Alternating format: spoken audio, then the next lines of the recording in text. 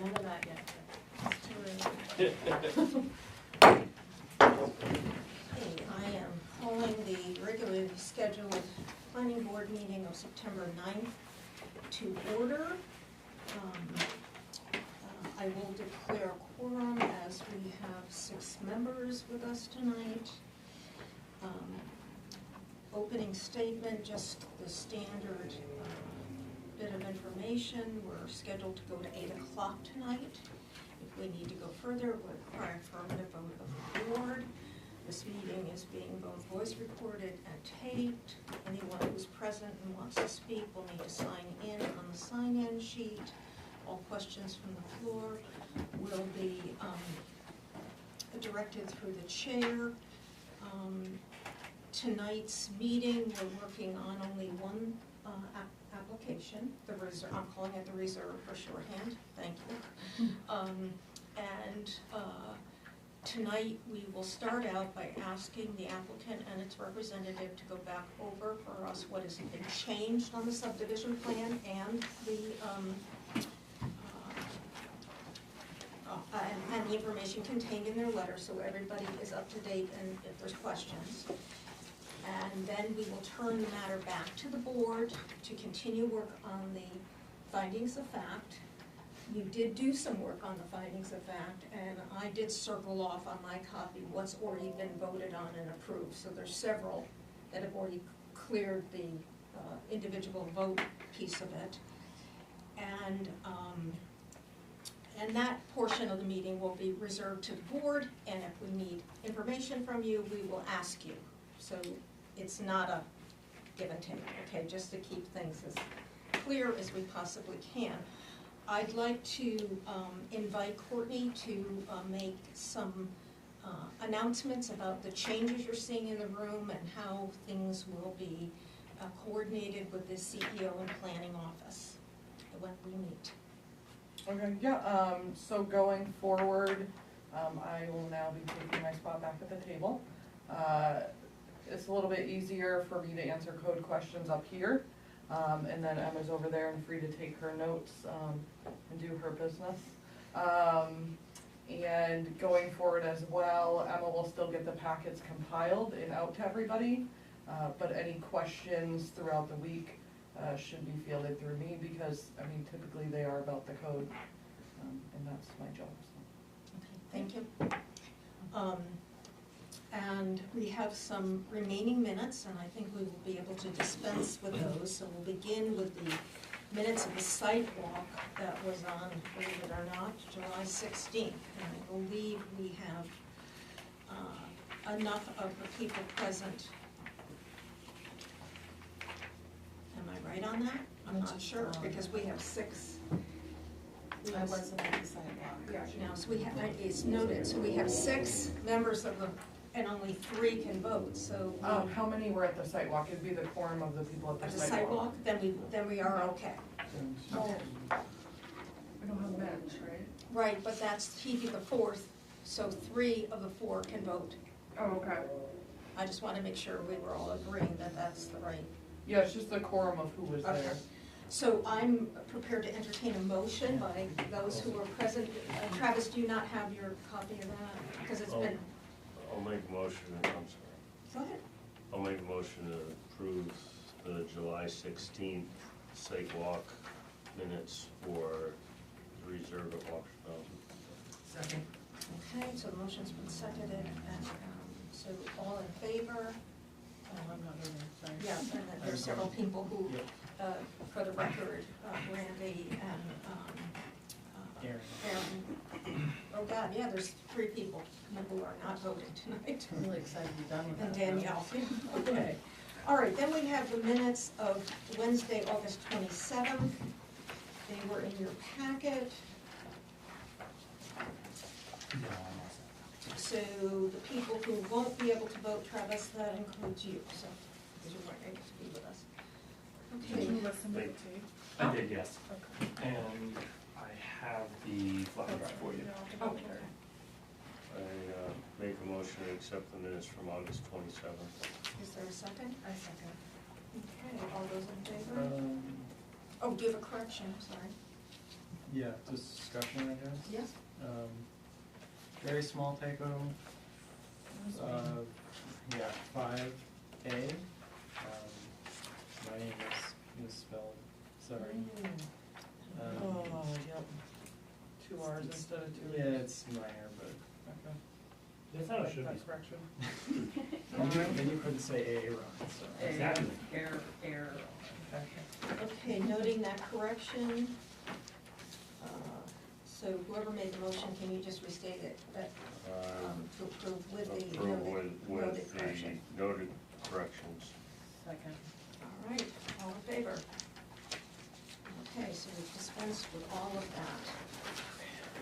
Okay, so now we are on to we have a piece of communication that came in, and we should accept this communication into the record. This is a communication from Mary Costigan, who is the attorney of record for our work here at the planning board, in response to a question that came up to try and resolve the issue of 13 lots or 14 lots. 13 lots would retain land.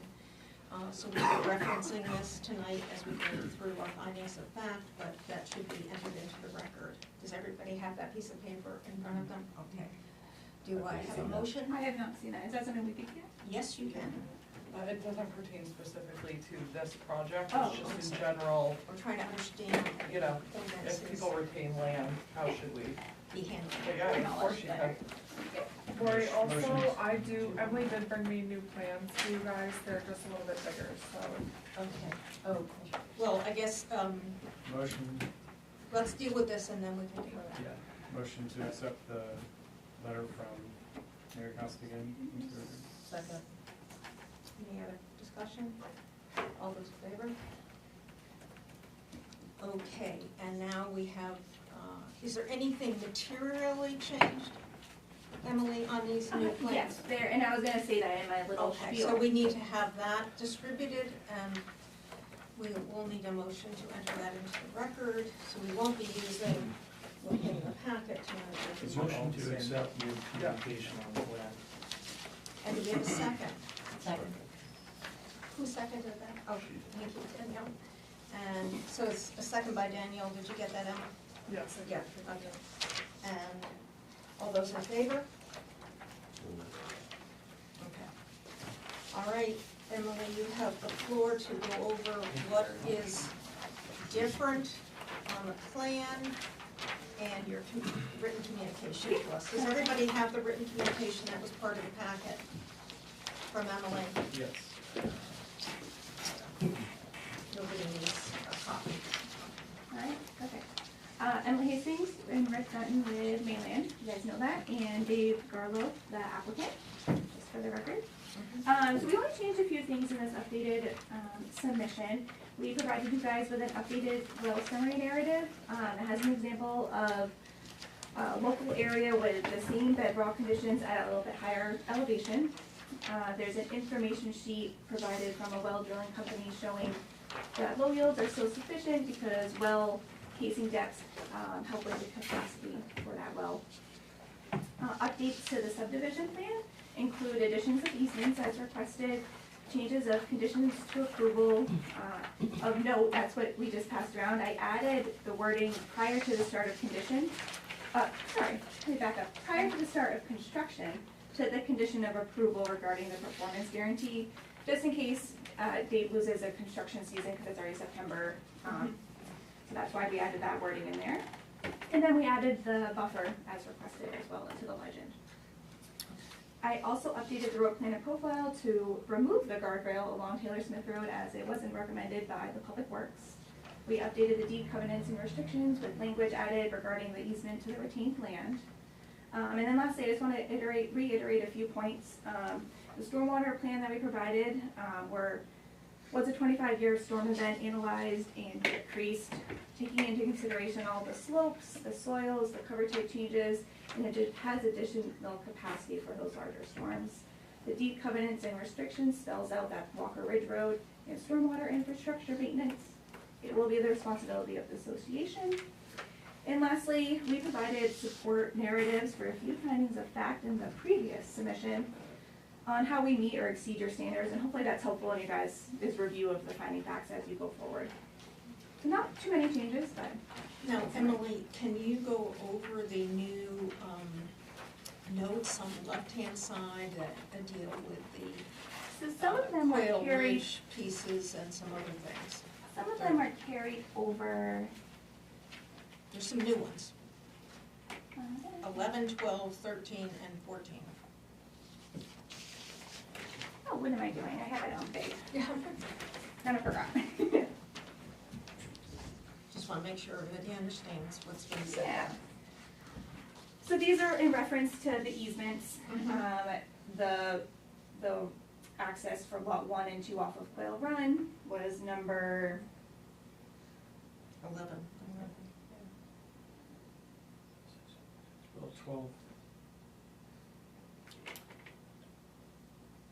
sorry, now I'm rereading it.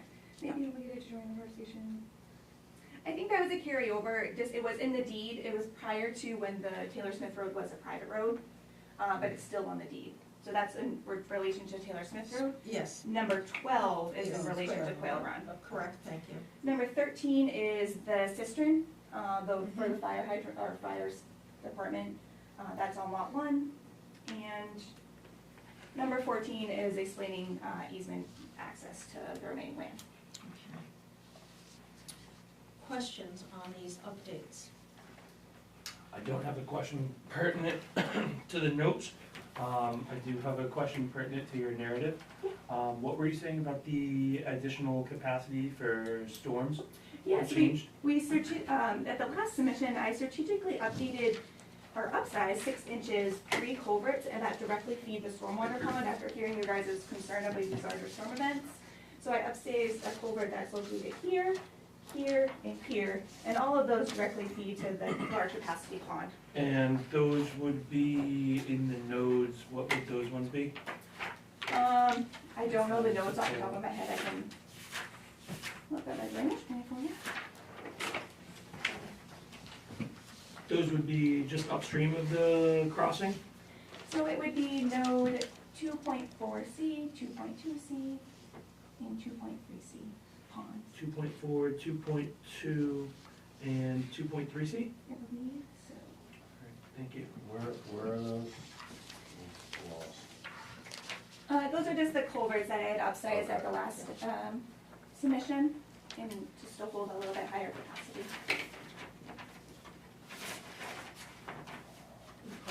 And we strategically did those ones, because those are the ones that direct water to the pond. What he was talking about. Okay, yes, For the 100-year storm. Yeah, and they were sized for the 100-year storm when I say increased capacity. it, it's in the subdivision plan because there is a note, Reserve Holdings LLC, heirs and assigns, retains right for access and utilities to the remaining land over Walker's Ridge Road. Okay, so But that's. it doesn't say Yeah, through an easement. yeah. And that's what Brandy's questioning, why isn't, it's verbal, I mean, it's noted, but you're not saying you're creating a true easement. And it's So, also in the deed covenants as well. can you point out where in the deed covenants? I didn't see that. Because there is some changes to that because of this piece. So this is identical language to what was in the Pheasant Hill subdivision and the Quail Run subdivision. And that's why we tried to not reinvent any language. Understood. So that exact wordage, heirs and assigns retains. Correct. Yeah, copy and paste. And I think it should. I'm not understanding that. Okay, so we're discussing, Emily's going to point out to us where on the new covenants, folks, where on the new covenants this is mirrored in the covenants, because there are many retained rights in the covenants. Page 7, 2.2, is that what we're referring to?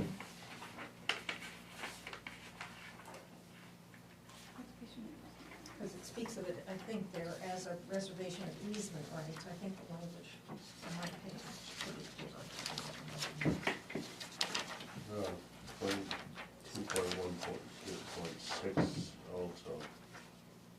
So we're waiting for Emily and Rick, or the applicant, to tell us which points, instead of us guessing.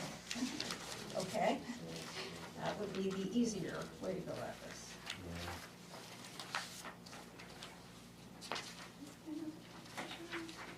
We had it still in red line, did we submit Oh, the yeah, red line? I see it.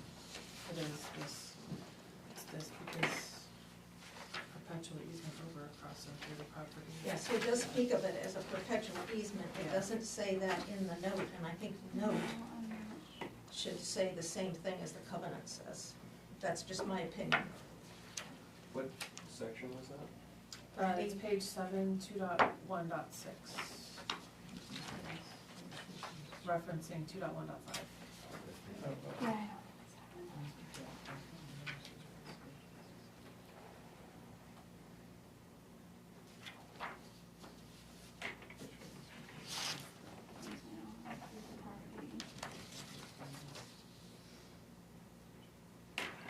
I'm not good at legal terms.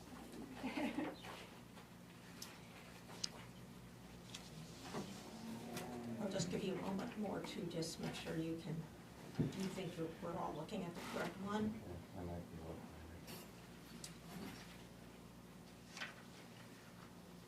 There it says perpetual easement. The note on the plan does not use the terminology perpetual easement.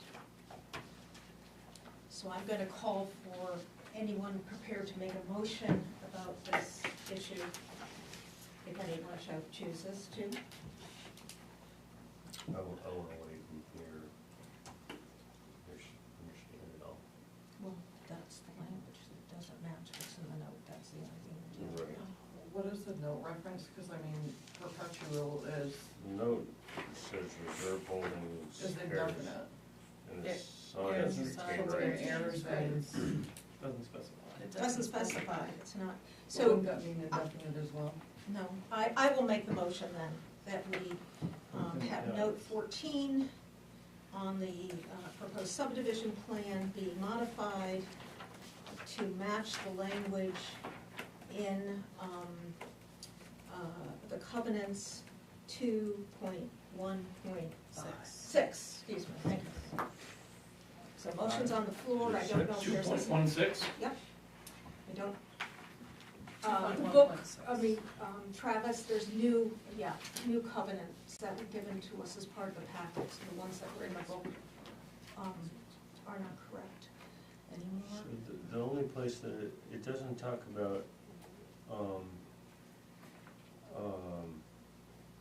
the successors and assigns in 6, it talks about them in 5. This is why sometimes I don't like using redundancy on both the plan and in the deed covenants. I don't, To the chair, I agree. I think that what's on the plan is fine. It says very clearly that it's for the heirs. It says that, I think there's more substantial issues with the development here, and I think, is there a motion on the floor? There is a there been motion, second? I'm waiting a second. I'll second it. Randy seconded it, now we're in discussion. Travis, your point is you don't think it's necessary.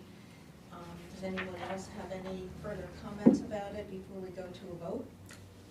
I don't know that it necessarily needs to have the full paragraph. I No, would just like word it to say easement. Exactly. And only because this can be changed by the board, right? for Yes, absolutely, covenants and- covenants are not in stone. Yeah, that's my 2 cents. Okay, any other comments on this issue before we go to a vote? If not, I'm gonna call for a vote. All those in favor, raise your hand or say aye. So we have 3, 4, 5. Okay, so that passes. So we will have determined that that is the appropriate thing to do. Now, I'm gonna raise one other issue that confounds this, but I'm gonna raise it because you have a letter from Mary Castigan talking about whether retained land should be counted as a lot or not counted as a lot, since we've gone back and forth about this issue. The last meeting, the applicants made it clear that they were considering it 13 lots with retained land. Rick, you noted when I said, why does DEP consider this a subdivision of 14 lots? you said because they need to, but you didn't provide an explanation of that, and I would appreciate knowing what that explanation is. Because they need to. You said they have to count it as a 14 Oh. month. I think it's because DEP still has the rights to development, so DEP still wants that accounted for in their review. So like he personally, since it's just routine. DEP or? DEP would count this as 14 Oh, developable lots. Okay, so they're counting it as such. And you're still requesting that we count it as 13 lots. This has important bearing because there's a trigger that occurs at 15 lots, where it goes to site location law at DEP. It both has to be approved locally and it has to be approved at the state. Courtney and I were exchanging some information yesterday about this, and I said, are we really clear on this? And Courtney had found some language about exemption. I went and did some further research, and I have it here with me, so bear with me, please. It does not mirror the finding of the attorney. I'm just going to say that right out front. I don't agree with her based on what I'm reading, because I'm not sure she looked at this.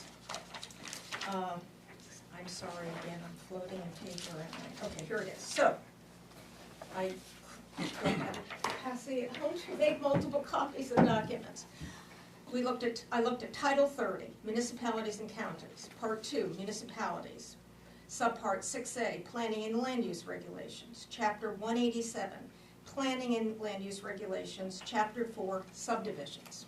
So for those of you on computer who want to get to that place, I invite you to get there. These starts out with definitions, and I'm going to pass this around after I read it, because I know people will want to read it for themselves. Okay, so there's a definition of subdivision, and it talks about the things we already know, meaning that it's a tract or parcel of land with 3 or more lots within a 5-year period after 1971, and it talks about the 5-year period as this also affects dwelling units who can, in a condominium kind of situation, which can be considered a subdivision. And so that is, in A, they talk about determining whether a tract or parcel of land is divided into 3 or more lots. And of course there's definitions for that. And in number C it says, a lot of 40 or more acres must be counted as a lot except when a municipality has, by ordinance, or municipal reviewing authority has, by regulation, elected not to count lots of 40 or more acres for the purpose of this chapter when the parcel is being divided, when the parcel being divided is located entirely outside any shoreland zone, which of course this is. So you remember that the retained land would be, has no other road frontage. So when it was one big parcel, it had road frontage on Taylor Smith, right? Now it's being subdivided, and it's going to have an easement right on the new road. And it is solely dependent on that for access. Otherwise, it would be a lot that is landlocked, which is not, in my opinion, an appropriate thing for a subdivision to achieve. So for the purposes of, I'm just putting it out there that I believe this is a 14-lot subdivision. By that standard, our ordinances do not include any exemptions. I hope you're listening to this as the chair of our ordinance committee, because maybe down the line we should be following what's allowed in subdivision law. But I'm just putting it out there that I do not concur with the attorney's representation here. I believe by the basis of this, and I'm prepared to circulate this around if anyone wants to read it more thoroughly. I would like to, I just didn't, I heard most of it. Which one is it? Okay. Did you underline it? I didn't underline it, Travis. Okay, you're gonna go to the subdivision definition. So here's Yeah, it's right. Yep. the 401. definition of subdivision. section Uh, 1. Can I comment on my email? Yes. You guys done? So my email actually was two separate questions.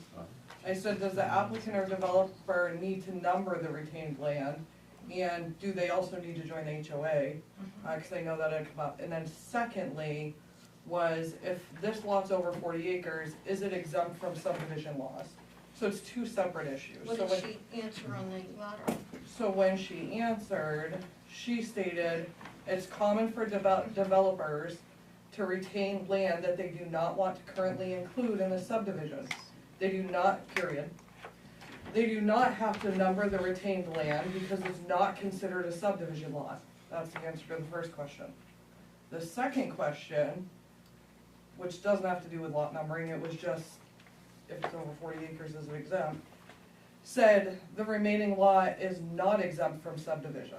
If the owner of the, wants to develop it in the future, they'd have to come back for approval. So it's two separate issues. So the 40 acres does not wrap into the numbering of a lot. It's two separate Yes, things. I understand what you're saying. So the exemption dealt with, can this land not be treated as part of the subdivision? Correct.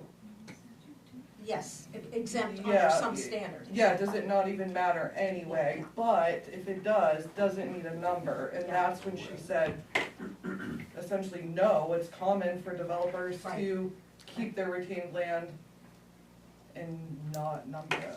And all I'm going on record is to say, I do not agree with her, So- based on this reading. So through the chair to the code enforcement officer, is there like a piece in our code that says by the ordinance that this applicant can retain land? It sounds like that's like what our council was referring to. It doesn't say you can't or cannot retain land. I figured that was the case, I mean, like, it's never Look been, at that real quick. it's never been said that you can't retain land. Oh, So the, sorry, Danielle. the No, 40 no, acre I exemption see you. is No, no, I was something different. It's right Than here. numbering of the lot. Subdivision thing is right Thank you.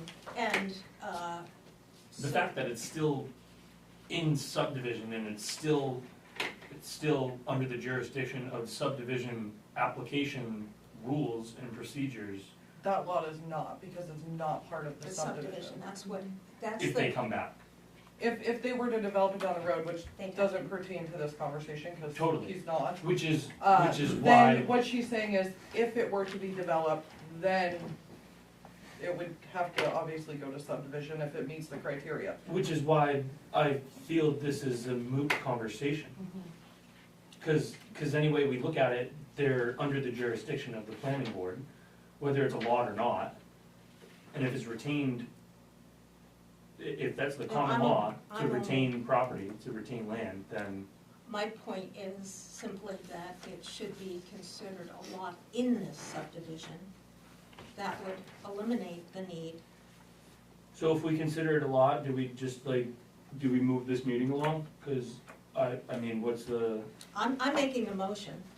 I've already made a motion, no one Yeah. seconded it. No, you didn't make a motion. Okay, well, I'm going to make a motion, put it on the floor. I'm gonna make a motion that we consider the retained land as a lot within the subdivision, because we have no municipal ordinance that allows it to be exempted from the subdivision. what change does this put into the application, if I could ask through the chair to the applicant? We don't know because this is completely new information. They do Oh. reference retained land here as well. I haven't fully read it, I'm still here, but. Mhm. I'll Through the- second it so we can get it, go into discussion. Both dividings are accomplished by somebody retained on the lot. Uses it.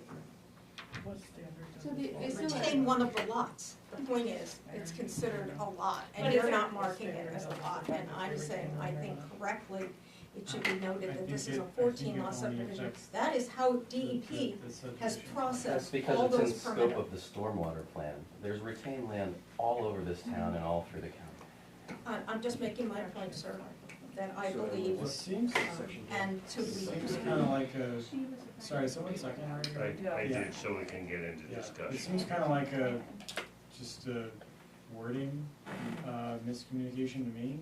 I mean, it's, the retained land is a lot according to the state law, that's known, everyone knows that. I think the question then is this a lot that falls under our subdivision plans, subdivision Right. plan?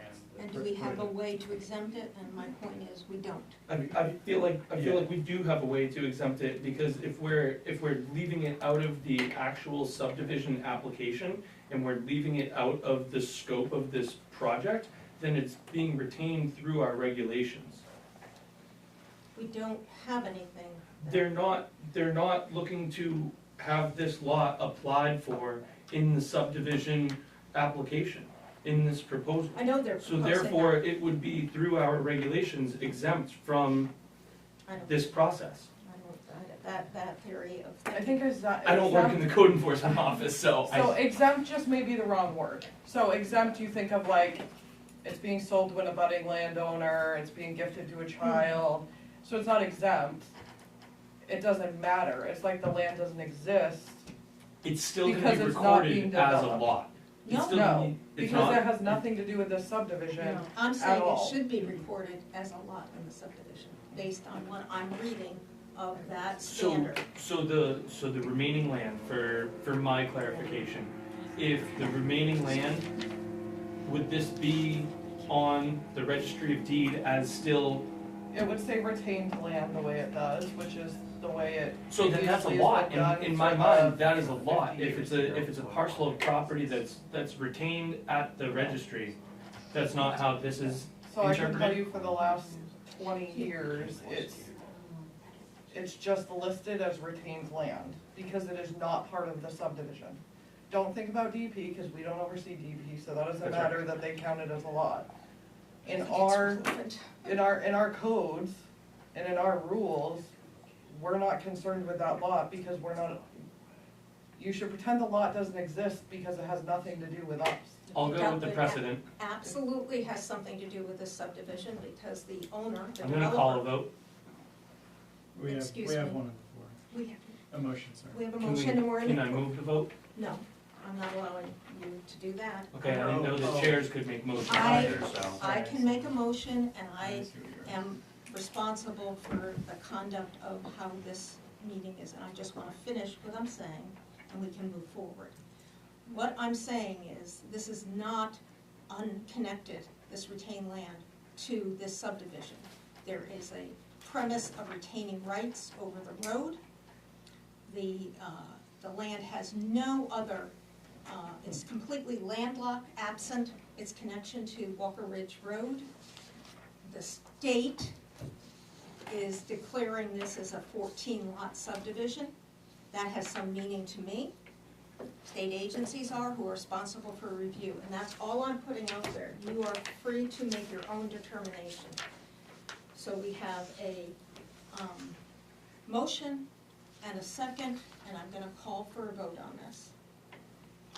Could we, Reread that motion. thank you.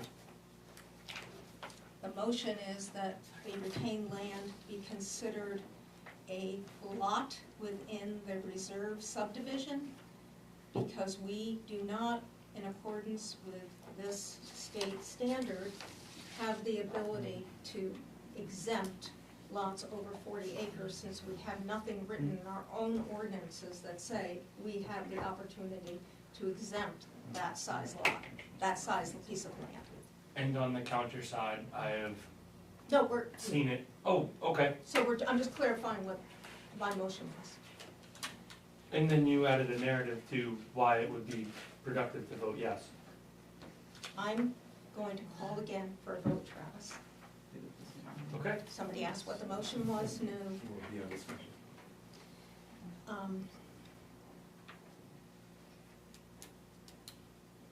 What is it you want to say? I would merely wonder out loud if this semantic can be both ways, in that it's a numbered lot within the subdivision, meaning it could be lot 14, but also not subject to the rest of the subdivision standards of review. which seems to me, Ms. Costigan's interpretation based on case law. So she's telling you that oftentimes it goes in a way where a developer retains a piece of ground, it's not subject to the covenants of the subdivision, it's not subject to the review criteria that go along with the subdivision process, but it can also be a numbered lot within the subdivision to satisfy your point, and be lot 14. We already are in a situation where it seems that we'll be sending a revised plan, so I don't think that's not a big hardship on the applicant's part if, and this is just to clarify and help with the board. Yeah, but there's no reserved authority in our local ordinances that allow us to do that, Rick. To number it and then say, but it does, nothing Well, else it's about kind the of a subdivision lot. applies to it. What if the retained land was I'm just curious, like, if it was less than 40 acres, that one, he could still retain it in that case because it wasn't? If it's, Those are that, separate issues. that's a separate issue. We're trying to figure out, because this is a large parcel, whether it, whether it could, this exemption, taking it outside of a subdivision by the state law, could be allowed, but we don't have a situation where we have a parcel with less than 40 acres, so we shouldn't entertain that. So we're calling for a vote. The 40 acres doesn't apply here, like that, so it doesn't apply to this situation, like I said in my email, that's two separate issues. So I would highly suggest maybe adjusting your motion to not mention the 40 acres, because it doesn't apply. I'm referencing the standard in state law that speaks to 40 acres. I think, Courtney, if I'm in support of what you're saying, I think that's in regard to exemptions to subdivisions. In other words, if you were trying to decide, is it 2 lots plus a third trigger subdivision, or is it 2 lots plus a retained parcel that's so big, beyond 40 acres, that it's allowed by the town ordinance to be exempted? And then so what you're talking about is applicability of subdivision. Is it applicable or is it not? And I think that's where you're reading that language, right, is in subdivision Yeah. applicability. So we're not saying Or that to the the project definition. is, yeah, the project is already applicable to subdivision rule, I think, and don't let me put words in your mouth, but I think what Courtney's saying is that lot wouldn't be considered exempt from subdivision law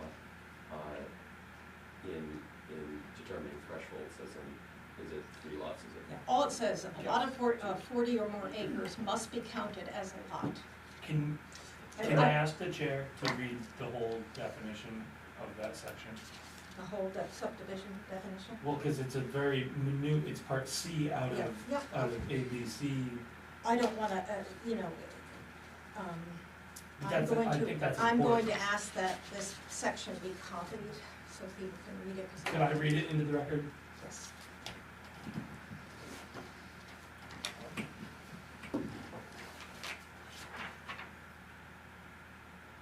Definitions of subchapter 4, subdivisions. We're looking at definition number 4, subdivision. Subdivision means the division of a tract or parcel of land into 3 or more lots within a 5-year period that begins on or after September 23rd, 1971.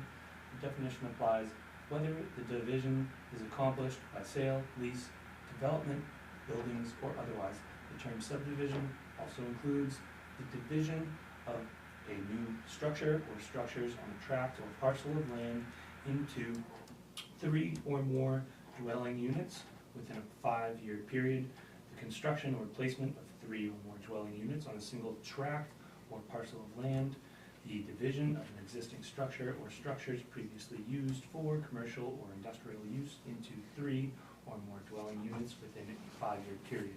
A, in determining whether a tract or parcel of land is divided into 3 or more lots, the first dividing of the tract or parcel is considered to create the first two lots, and the next dividing of either of these two lots by whomever accomplished is considered to create a third lot, unless one, both dividings are accomplished by a subdivider who has retained one of the lots for the subdivider's own use as a single family residence that has been the subdivider's principal residence for a period of at least 5 years immediately preceding the second division, or the division of the tract or parcel is otherwise exempt under this subchapter.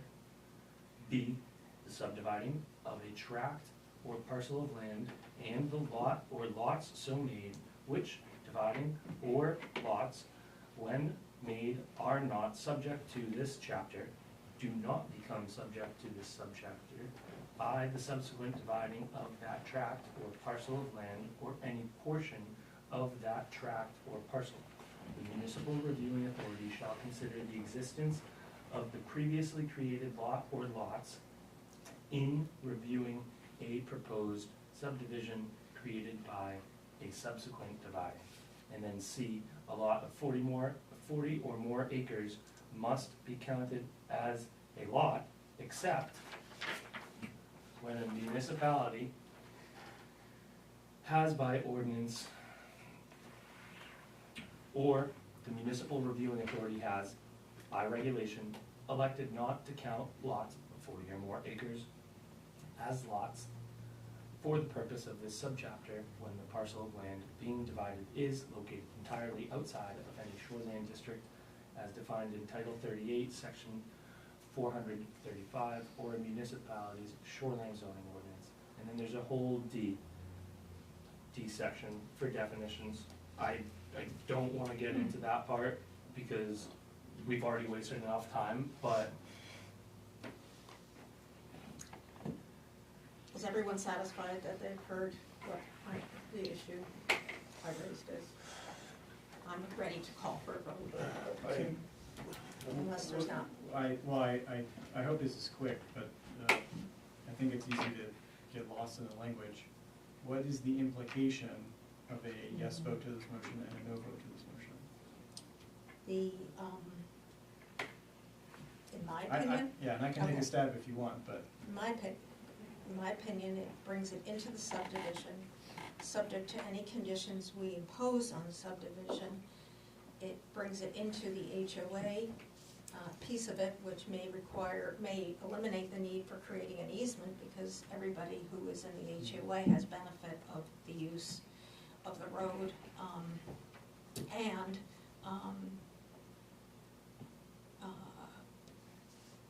makes the subdivision concept, even though I know our code enforcement officer doesn't feel this is important, but I do, that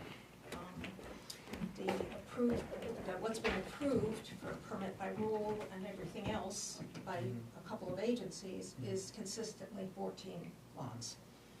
So that's why what my answer would be on that front.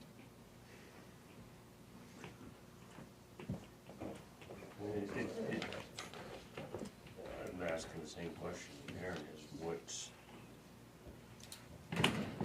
So, is there a benefit or advantage or disadvantage on this? That's what you're asking. Well, it should Yeah. be, in my mind, consistent with the state Yeah, regulation. No, I'm Just Based an on seeing that that. interpretation, I think. Hmm? Based on your interpretation of what that standard applies to. Yes. I think you have the town's attorney, or whatever attorney responded. has I don't know different that she interpretation. looked at it, and I'm making it very clear.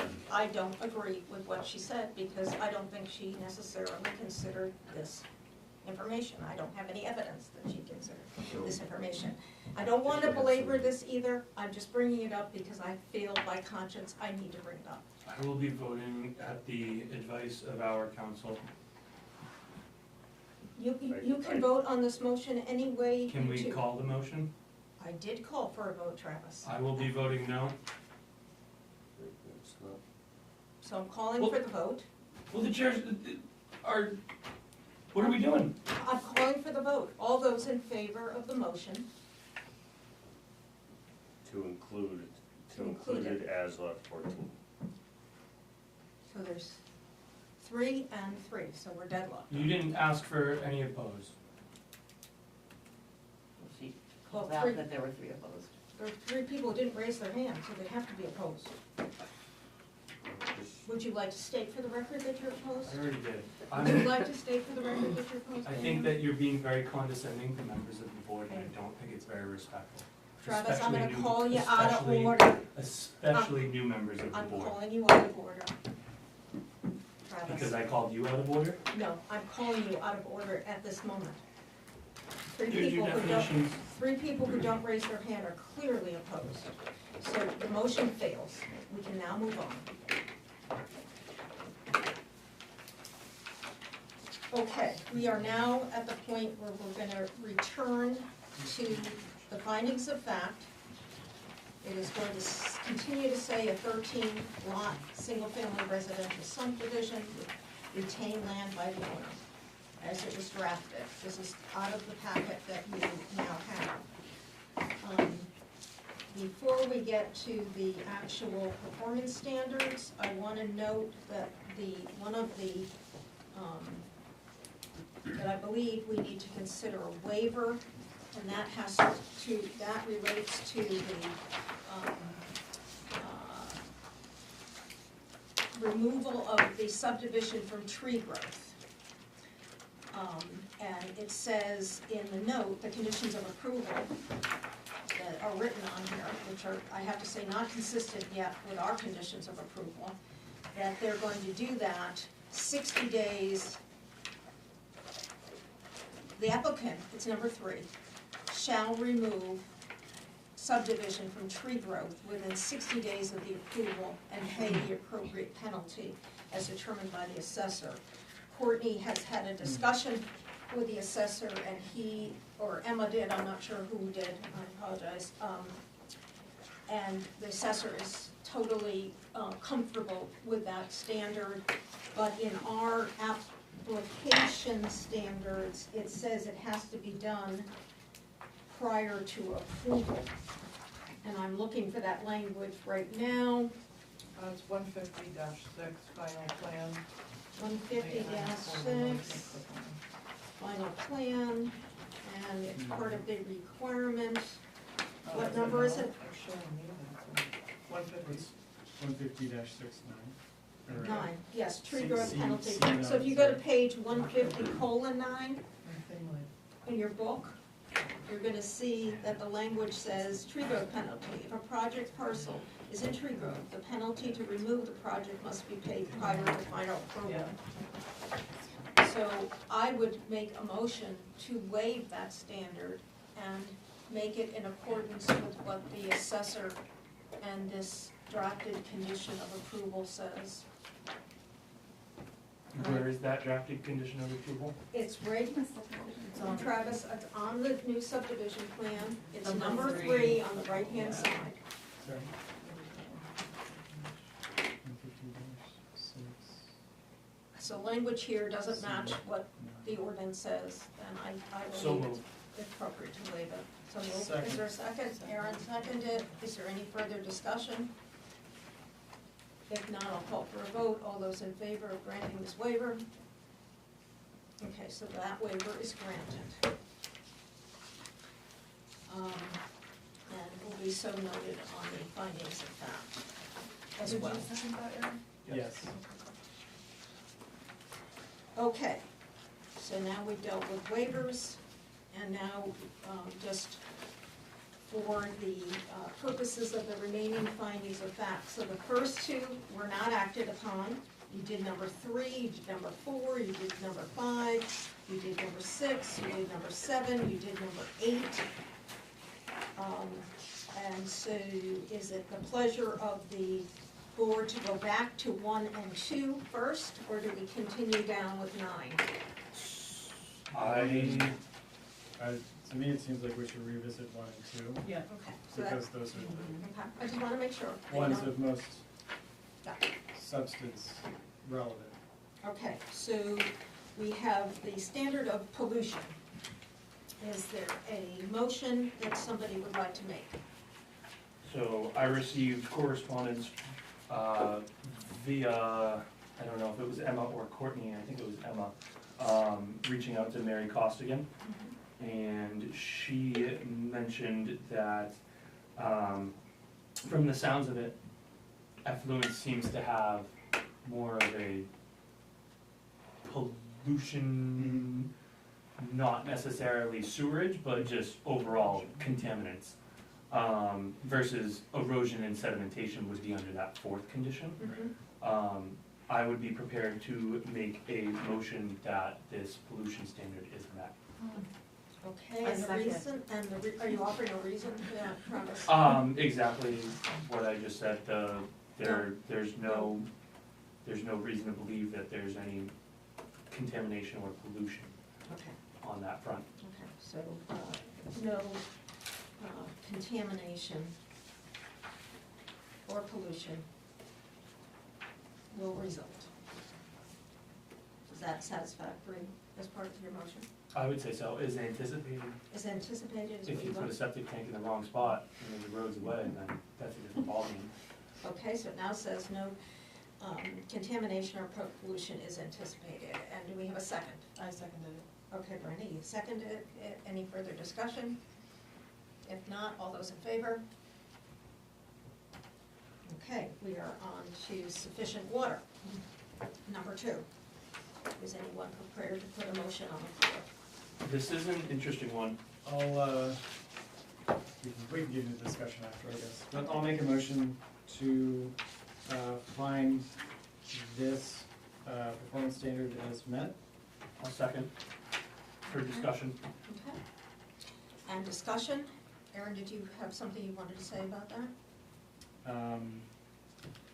I mean, not a ton, but, you know, certainly the extra information provided was helpful, right?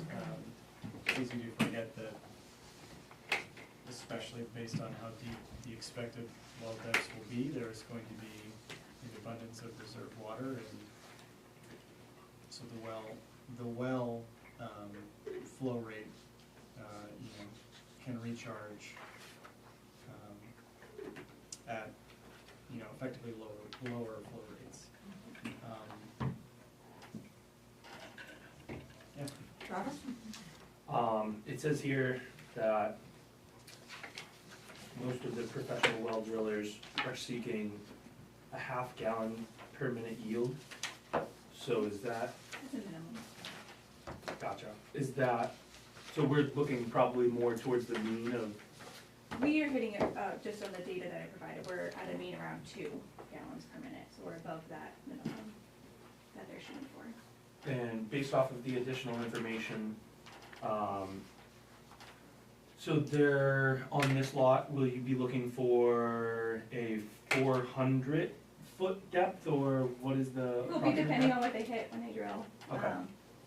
Be kind of up to the well drillers. If you go, sorry, To if Scott's you go letter. to the map, it includes some of the depths around the area.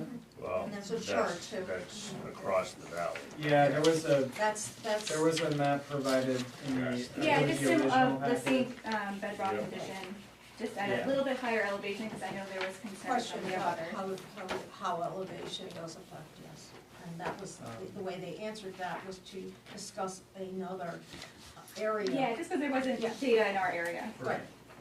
This is the piece of paper that yielded the median information, so you can see there are a bunch of zeros, meaning they drilled and Didn't find. did not find. And there's a bunch Or of really high abandoned. ones too, though. Yes, I Kind of mean, well, I mean, I guess the point is that that's why the median was where it was, because they ended up with ones that were, So, with that being said, in a variety of drill depths being anticipated, the information from Goodwin Well and Water has 3 different columns.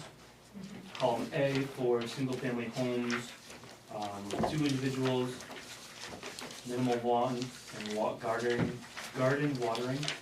Column B for a typical single-family home with 4 people, 2 or more baths, moderate lawn or garden watering. And column C for single-family homes with 6 or more individuals, 3 or more baths, or significant lawn and garden watering.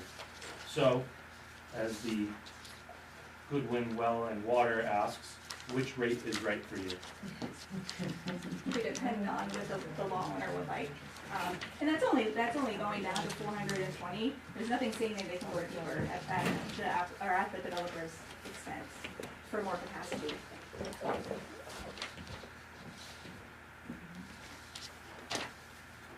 I know there's been a lot of discussion that this is a standard that people find very difficult to measure, met or not met. I understand the difficulty with that language because, and I am still having difficulty with that, so. The way I'm looking at it now is basically, if you drill, right, I mean, I don't know the expected value, but the chances are you're going to get some amount of water, and that will be enough. In the event that you don't, you can drill somewhere else. And again, chances are you will get some amount of water that's probably. Or deeper. You could also go deeper, yeah, but, I don't have the map in front of me, but most of the, I believe, from what I recall, most of the well depths were 400 plus around the area. So, yeah, that's like all you need to believe. Yeah. If you're gonna put a well here, you're probably gonna hit enough water, and if you don't, you can go somewhere else, again, you're probably gonna hit enough water. And that seems to be the focus of the performance review. And it does say reasonably foreseeable. Yeah. I mean, reasonably you can drill in the northeast corner and then try again on the southwest corner, Right. and anywhere in between. I would make a motion to find this as met. We have a You motion. seconded the motion. We have a Oh, we motion have on it on the the floor. floor. Yeah. Wonderful. Any further discussion?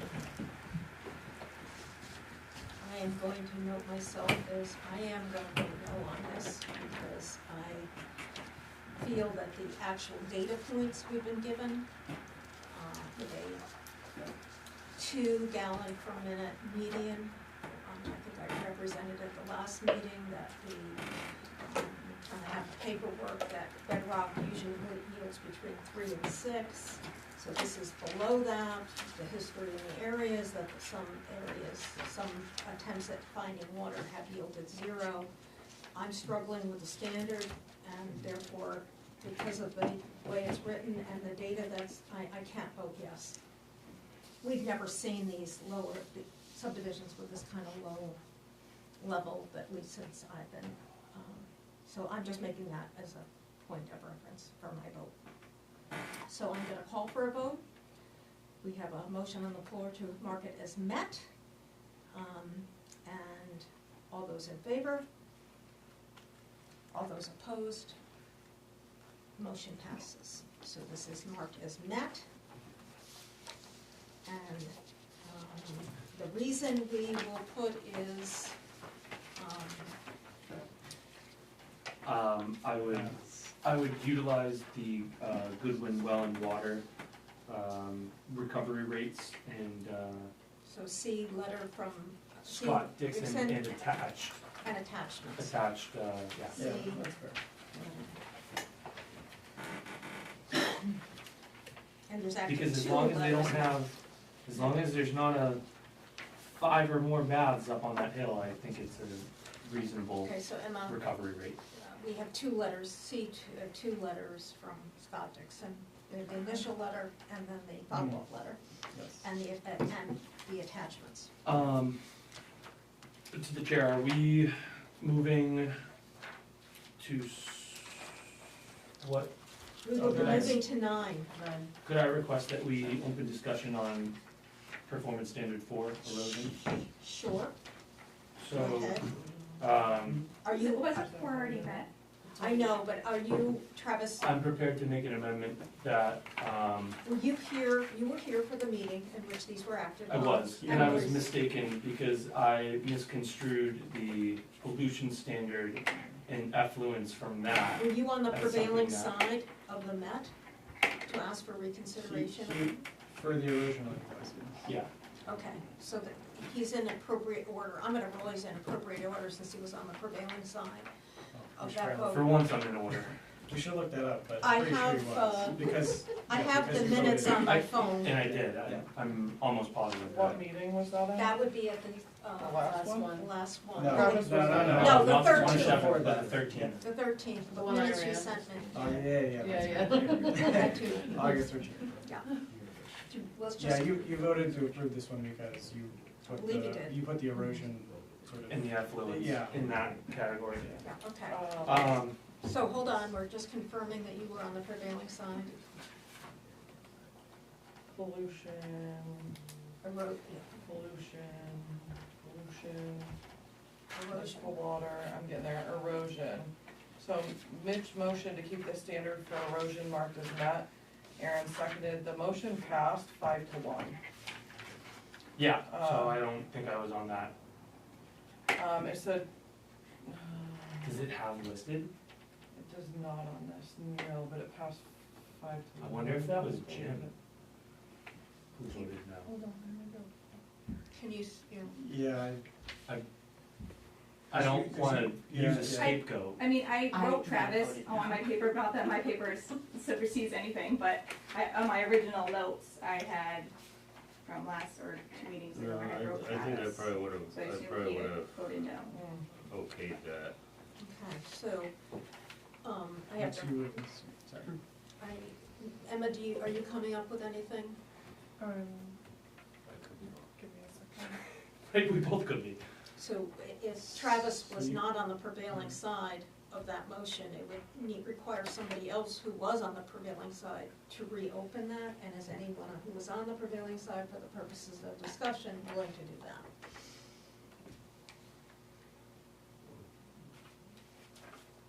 There's a motion to do that. So we can talk about it, I guess, yes. I'll Okay, make that Jim makes a motion. Is there a second from parties who were on the prevailing side? I wasn't there, so I can't help anybody on that front. Right. I guess, my question is, what, Well, let's see if we can get this on the, even get this on the floor. Is anyone prepared to make a second? Second. Aaron's made a second. All those in favor, well, Discussion? Yeah, discussion.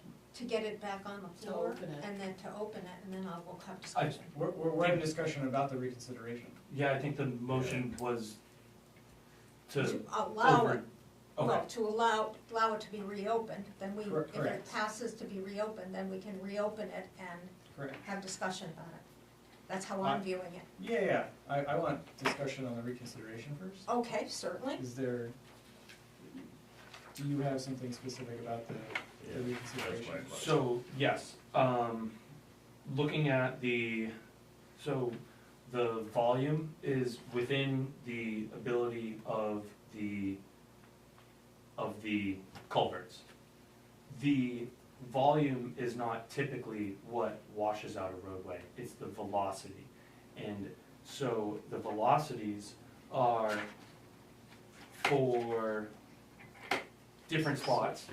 Like, there's one that really concerns me, reach 4R. Sorry. Yes, We don't have to go into the detail of it. Yeah, You yeah. have your question I think asked and I answered. think that'll apply after we approve the reconsideration. But I guess what you're implying though is That we didn't so the consider, biggest that thing we is- didn't, yeah, we consider didn't- all the information that was Right, available right. to us, is what your point is, and that's why you think it merits reconsideration. Because the Army Corps is looking at, like, they're looking at the You volume. don't, yeah, you don't have to explain, but you will have a chance to go into your explanation. We're gonna vote on this. All those in favor of allowing a reconsideration of how the standard for erosion was marked? All those in favor?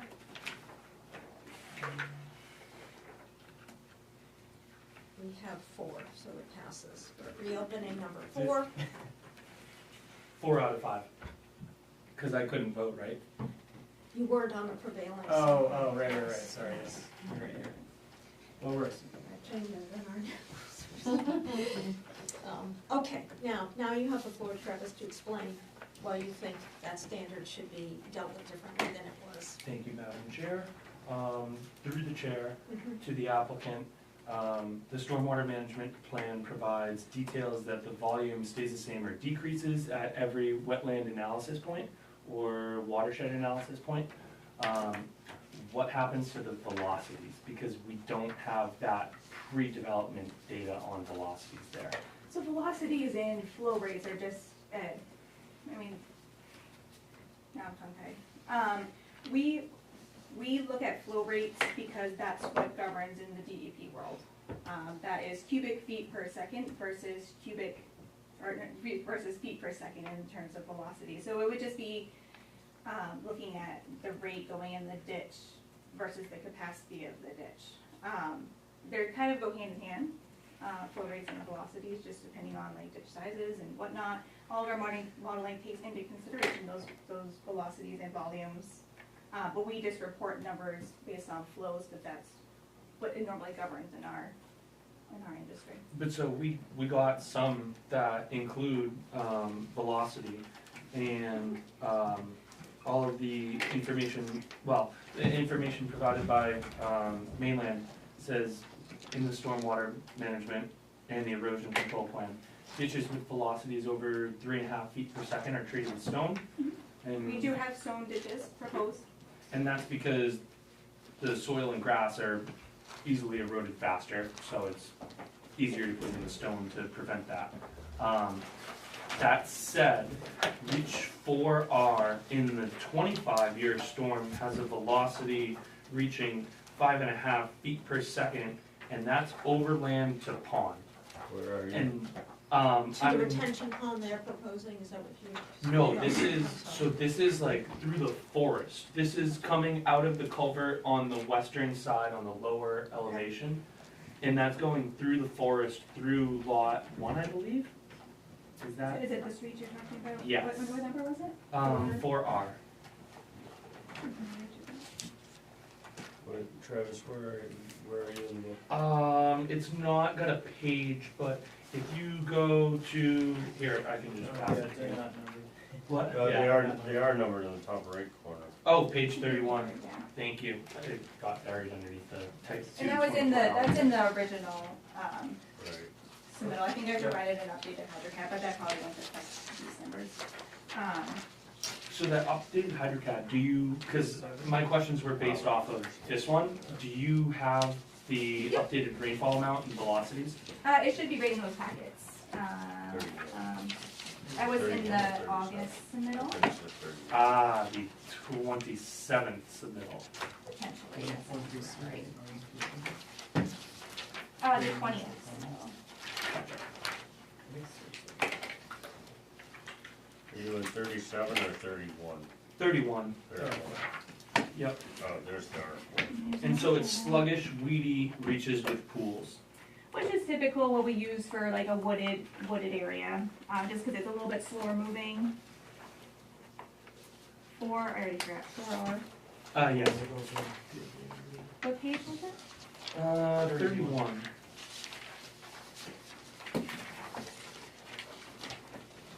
I mean, that velocity doesn't seem.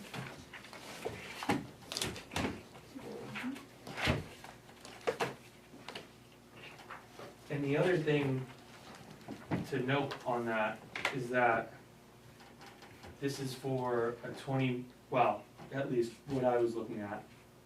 Emily's gonna give us, do you have the updated Yes. rainfall and The velocities? rainfall, we still gave you guys the 25-year storm, which is 4.9 inches.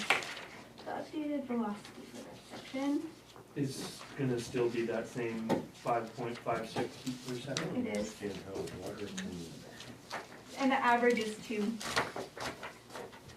So, 2000 for the board, 2007 and 2023, 17 years apart-ish, 2 7-inch rainfall events. And they both happened not over the span of 24 hours, but within 2 hours, 10 hours. So that's gonna have a significant impact on velocity too. You know, and luckily, if something was to happen to that ditch, it's all right above the wet pond, so it's all of those are sediments or whatnot that would be carrying with it would go right to the wet pond. And I'm not saying your model's wrong, your model's precise, but I just don't think that it reflects the realities, especially given this 5.5 feet per second overland through the forest, like, that's a pretty fast velocity and will definitely scour the actual channel. How can you say definitely based on what evidence?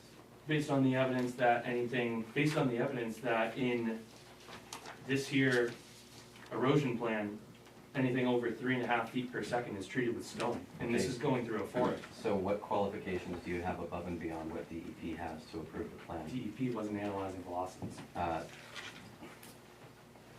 Okay. I will let my representatives take over. Those velocities aren't crazy in the scheme of things. There are large storm events, we all know that. We provided you guys with evidence that we're providing for the 25-year storm that everybody in the engineering world in the state of Maine uses. That is a very typical standard. I don't think we're going anything crazy. We go above and beyond, and a lot of these have capacities for 100-year storms. Yeah, and 5 feet per second is not an outlandish velocity, and what you need to keep in mind is that when mainland statement of, we typically rip-wrap ditches when we see 3.5 feet per second of velocity or more, is based on a man-made structure, meaning that once a ditch is built and it's loam and seed and grass only, it doesn't have all of the other benefits that the forest has. Right. So there's roots, there's forest stuff, frankly, the depth of forest litter for overland flow, that soaks up significantly more than what a ditch line does. So what I would provide for information for the board and for you, Travis, is that the straight comparison between 3.5 feet per second as a stone line ditch and mainland statement of that for grass ditch is significantly different or would be misapplied to a natural reach through the woods where there's roots and forest litter, forest stuff, and all the like. And five, in my professional opinion, 5 feet per second is not fast when it comes to overland flow naturalized. Well, thank you. Through the chair, the reason why I was interpolating that data from the rest of the plan is because of the fact that there was no pre-analysis data for the overland reaches for really any of the velocities on the reaches. There were flow rates, but there were not velocities for the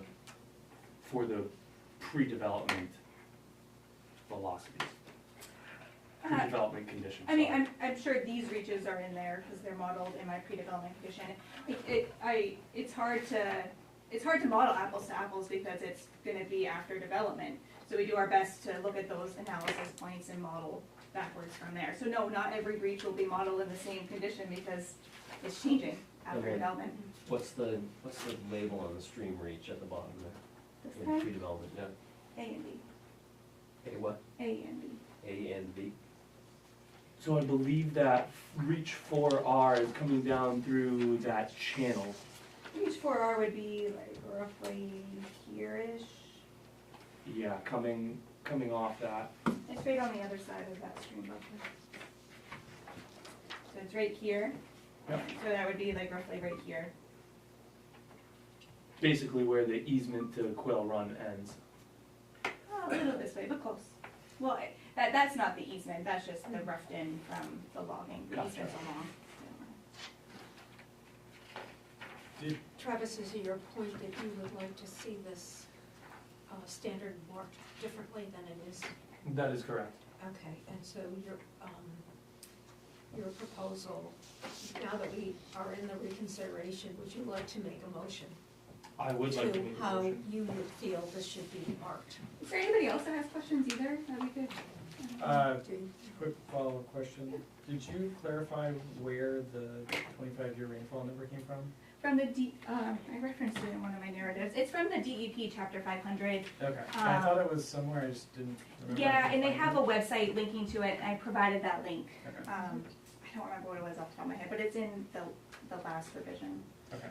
You had said earlier you increase the culvert sizes. I increased the culvert sizes of the ones that directly feed the wet pond, because I know that's what you guys were concerned about. That one's, I don't know, 3 it's hard to see. points. Let me turn it to Yes. the colorful one. Where, So I increased for the 100-year storm this guy, and this guy, which will feed the stormwater pond, rather than bypassing, going down the ditch. This one, This Yeah. guy, this guy, and this guy, because those are the ones that get to the pond. there, where was the third, I'm sorry. Oh, it's okay. Right here. Okay. So, Thank you. Travis, I'm giving you the floor to put a motion on. I would like to make a motion to mark performance standard 4 as not met. And the reason for that would be? The reason would be that velocities seem in excess of what would be considered manageable for an anticipated storm event. Okay. And do we have a second for that motion? I'll second for discussion. Okay, Danielle is seconding. And now we're in the discussion. We've been having discussion, but is there anything more that? The reason I state anticipated storm event is because in the past 25 years, we've already seen 2 events of 7 inches of rain within a 12-hour period. And that's why I asked the clarification about where they got it, and I'm still trying to find it. Yeah, let me help you. And I'll also look. And that's why, to Aaron, that's why I say that this model is precise, but it's based off of information that's not accurate to our current day Yeah. lived experiences. Yeah. And it's our responsibility as the home rule Bethel Planning Board to take care of our lands and to make sure that we don't get into any problems down the road. DEP just puts out their numbers and makes sure. The 100-year storm is 6.9 inches of rain, and it's on page 3 of 5 of the August 20th submission, if you're looking for the link reference. Yes, because we are now Aaron, I in have it right here if you want it. August 30th submission. 20th. 20th, I was gonna say, because I have a letter for the 20th. Yeah, sorry. No, it's all right. Okay, The and so, culverts, the ones that you said you increased, increased 6 inches, those were the 5-footers? Nope, those ones were already sized for the 100-year storm per Army Corps. did you find it? Okay, and those are, Those are In- here. Stream yes, crossings. okay. The culvert right upstream of the right uphill of the stream crossing was increased. So assumably that diverts more of the water into, On larger storm events, Into yeah, a like different catchment. it wouldn't bypass, it would go down. In the bigger storm events, it means less would bypass and it would go down, not hitting the stream crossing instead, going towards the pond. So the idea is to design the system so that all the water created by the subdivision stays within the stormwater management features of the subdivision. We're really dictating where the water goes, like we have ditches and culverts designed where they I just, should it's, be. and I think the In more my- we do that, the more, in my brain, and it's just, I agree with that. In my brain, it's just hard to understand how you have 5-foot culverts, and what size are the other ones gonna be now? Whatever.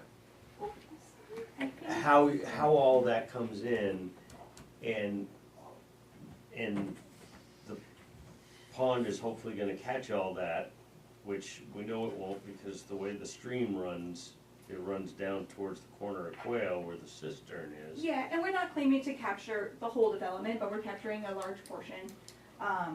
it just, the thing that baffles me in my mind, and I'm trying to wrap around it, I understand that part of it, but big culverts at top, everything keeps coming down into smaller and smaller culverts.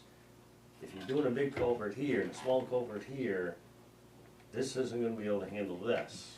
So the- In my brain. Jim, pond in between. Huh? The pond is in between. And The the- pond, Yeah, attenuates that flow. Technical Yeah. engineering term, but what it means is we're gonna store a lot of that water as it comes into the pond and let So it it's out not slowly. going And I will say, besides the 5-foot culverts based on Army Corps, not just the flow, sometimes we have to get them bigger to allow for the little critters on the sides and whatnot. So the 5-foot doesn't necessarily equal the flow, it's also to account for other things as well. that's hard to Yeah, I mean, grasp. it's You don't definitely not a think of that. 5-foot culvert on Taylor Smith Road, but it's worked for years on that tiny stream. And we're not proposing to increase it, so. But you are doing some modifications to culverts based on what the highway superintendent recommended. Yep, we Yep. got his approval. The one here that came in, at the entrance of our road, we're moving it to the other side and upsizing it accordingly. Yeah. So there have been some other there's been feedback from the DEP, permit by rule, feedback from the Army Corps of Engineer, and feedback from our local highway superintendent about the culvert system. So are we ready to take a vote on the motion, which would mark standard for not met? I'll call for a vote. All those in favor, please raise your hand. Marking is not met. As marking is not met. Those in favor, please. Jim, you gotta let us know, because we can't hear. No, I'm where I'm at. You're with us. You're not in favor of that. I understand, but Okay, so we have one vote in favor of that, and the balance of the board is voting not in favor of it, so that motion fails. And so we are back to the way it is listed on this. So number 4 stands as it was. As we talked about, our next one to work on is number 9. And is there a motion for number 9? I make a motion, number 9 is met due to the reasons stated. A second. Do the what? Reasons stated. Okay, thank you. And a second by Danielle. Is there any discussion? All those in favor? Number 10. Aaron was for that. for it. Did you have that, Eric? Yes, I do. Okay. Next is financial and technical capacity. I'll entertain a motion. I make a motion that this is met due to the reasons stated. second. And any further discussion? Seeing none, all those in favor? We have standard 11, which is surface waters and outstanding river segments. So this says, whenever situated in whole or part within the watershed of any pond or lake, or within 250 feet of any wetland, pond, river, lake, river, as defined in 38 MRSA, Chapter 3, Subchapter 1, Article 2B, will not adversely affect the quality of the body of water or unreasonably affect the shoreline of that body of water. And it's marked as met. The project will have a minimum impact on there's more than one stream. I probably should say the streams, because there's 2. Is that correct? There are 2 streams? There are 2 streams. I don't think streams is included in that definition. Yeah, that's, If I may, Okay, so Yeah. that's not a good reason, okay. So let's get our hands around I that. think it Whenever may not be situation in applicable. whole or part within a watershed of any pond or lake, or within 200 feet of any wetland, pond, lake, or river. So you're right, stream is not relevant here.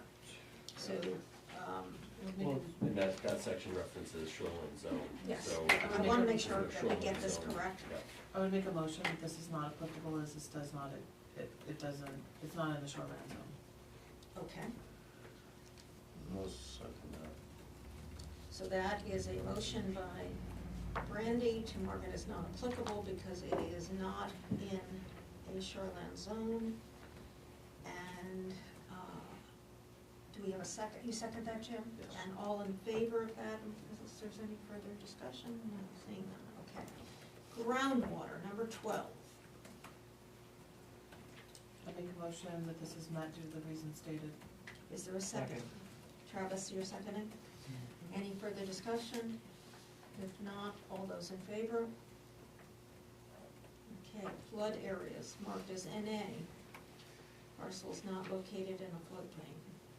I make a motion to accept NA for the reasons stated. Second. Jim seconded. Calling for a vote. All those in favor? Okay, freshwater wetlands. So all wetlands have been identified on the maps as part of the application regardless of size and any, motion to accept as met, okay, reason provided. yep. All those in favor, we have a second, I have seconded, yeah. Randy, thank you. All those in favor? Okay, farmland, and we have it marked as NA because there is no farmland. Motion to accept. Motion by Travis to Second. mark it. Second by Jim. Second by Jim. How are you doing, Emma? I'm fine. Okay, all those in favor? Okay, now we're down to river, stream, and brook.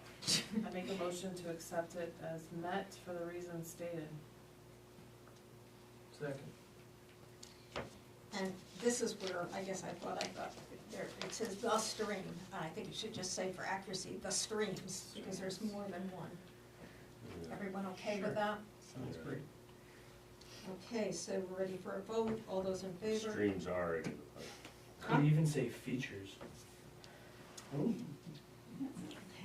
All because it encompassing. speaks to river, streams, and brooks, which is streams. Features. I The just wanted to features- see. features Okay, are I'm good with that. identified. All the features are identified. 7:30, you're gonna get the long things. All the features are identified on the plan, marked as met, all in favor? Okay, Emma, do you have that, all the features?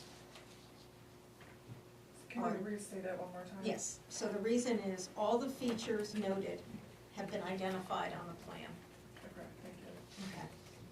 Stormwater. It's marked as met. The reason applicant has provided a satisfactory stormwater management plan. I'd like to make a motion to accept this. Second. Second by Jim, and, so if there's no further discussion, all in favor? Okay, spaghetti lots, as our mark is NA, we don't have any of those, do we have a motion? Make motions, no spaghetti lots. Second. And a vote, all those in favor? I would like to, as we move on to number 18, suggest that that be marked as NA, because this, we don't have a great pond. I make a motion to mark this as NA, as this is, the reasons that this is not applicable to the subdivision. Second. Okay. So wait, let's make sure Emma has that. So the reason is not the features. Oh, sorry, The features are not applicable to the subdivision. Features described are not applicable to the subdivision. You tell us if you're okay, Emma. I'm good. Okay. And now we'll call for a vote. All those in favor? Okay. Impact on adjoining municipalities, NA, the subdivision does not cross municipal boundaries. I make a motion to accept NA for the reasons stated. Second. And motion by Randy, second by Travis. All those in favor? Land subject to liquidation harvesting, NA, no liquidation harvesting. Do we have a motion? So moved. Second. Okay, moved by Jim, seconded by Brandy. All in favor? Okay. We are moving on to other specific standards, conformance with other laws and regulations. I would like to make a motion that this is met for the reasons stated. Okay, I think it should be marked as NA, and I'll tell you why. Because this subdivision at 13 lots does not need to seek what's the word they have there? Concurrent approval. Doesn't meet that threshold. Oh. If this proposed site plan or subdivision meets the definition of site, in the Site Location Act, and we already talked about the fact that the site location trigger for subdivisions is 15 lots, we don't have 15 lots here, then the subdivider has to seek concurrent permission, but that doesn't apply here, in my opinion. That makes sense. Yeah, that makes sense. I'll, what is it, withdraw my motion and make a motion that this be marked as NA because it does not meet the features described, The definition the is right. definition described, yeah. Emma, do you have that? Yep. NA, not meeting the definition, just Second. seconded, motion by Brandy, second by Jim. Any questions? All in favor? Okay, easements. Easements across lots shall be provided whenever necessary for utilities and drainage. We have it as marked and met as CS11 for easement lines. So how are the easements for, are there easements for utilities and drainage? And how are they marked on the plan? So we're- They had like a denotation, Yeah. like a certain line, easement line, with dash dot, and you'll see it out and around the access to the pond and around the pond. And is there anything that says utilities? So I know you're planning underground utilities. Are there any? Yeah, within the right of way. Within the right of way of So Walker's there's, Ranch. those easements for the utilities are shown on the plan? They're noted. How are they noted? I think that's 14, right? Just wanna make That's sure. for retained land. I know, I don't know if it's noted on the plan, it's definitely in the covenant. Yeah, it's 14 for the developer, the rest of the project doesn't need an easement to be It's noted in, land that's owned by the HOA, which is that right of way. isn't that this over? Well, No, no, no, sorry, no, not that one. I would suppose that if the utility and drainage is In in the public right of way, It's not a public that's, right of way, it's It's private right right of way. Right. 17, conservation cistern. That's so the- the right of way, that's Just for this piece. an easement unto itself. Okay. Okay, so your issue, your point is that The uh, right of way is. the drainage easements are clearly shown on the plan. Yep, and the existing, we added those as of last time. And then everything else will fall within the right of way, which Okay. is commonly owned by the association. Okay, so I think, it could be enhanced here to say, see easement lines for drainage, and utilities will be in the private right of way, or something like that, to be as clear as we can be. So C easement line. For utility, CS 1.1 for easement lines associated with drainage, comma, Utilities in right of way. yes, that's what I would propose. So, can I get some clarification, Can we please? get a motion on the floor first in a second? So moved. Okay, is anyone prepared to make a Second. second with the so noted change in, yes. Okay, Jim, questions? So I see the line dot line around the pond, which says easement line.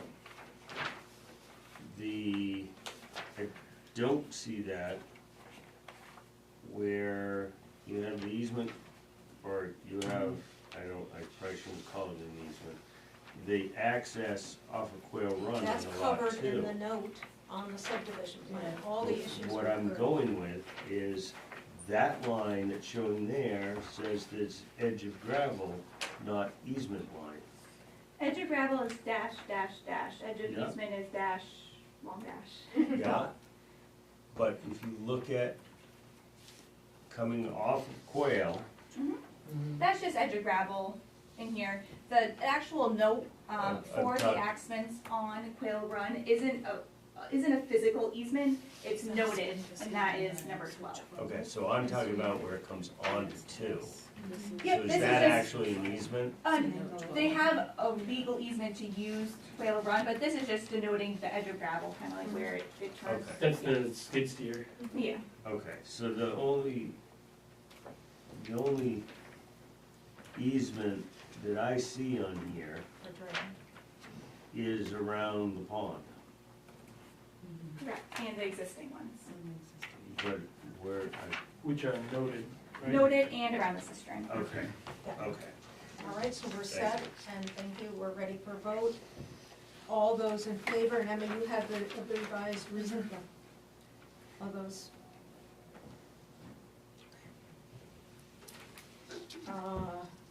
Buffer strip, we can require a buffer strip, if it's, near agricultural land, managed woodland, or other uses, the separation is desirable. I just have a question here, not that I think a 50-foot buffer would do anything, but, Mr. Brent Doug, I wasn't at this meeting, came forward and indicated, and I know he was on Douglas was on the abutter list. I just can't figure out where the heck this parcel is. He says it abuts. It's behind, Which, how do you on make the it East Bethel behind? Road. On the East Bethel? Road. Okay, so I know there's a pit out there, That's the thing. that we, Oh, no, it's not the same one as the we did for solar. I don't Well, that was a think. bad way to put it. I didn't- Yeah, I'll bring it. I can give you the map and lot, Jim, if you would like, so you can show where I just couldn't figure out the where. internet will work. Yeah. He made it sound like I'm not doing anything there, but I'm about to I gotta resume do it a little bit. business, and I'm concerned that the neighbors, I can't see what a 50-foot buffer would do about that, but I just didn't understand where it was. It's on the way back side of the ridge. Yes, that's what I've been told, but I wanna confirm that. We've got 20 acres between us. Yeah, I thought There's- so. It was described, 04-01. it was described to me Yeah, as on the other side of the hill, but I just wanna confirm. To make it real simple, this is the East Bethel Yeah. Road. This is the pit We that went to. Douglas is Oh, up, no, that's- that's way down Okay, here. okay, he's way up, okay. Yep, so if you go, here's the one down here where the solar is. This is this pit, And we're over that this ridge, is yeah. this whole piece. Okay, got it.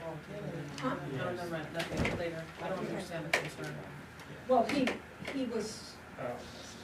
putting himself on record to say, I don't wanna be bothered when I resume my pit operations from neighbors in this.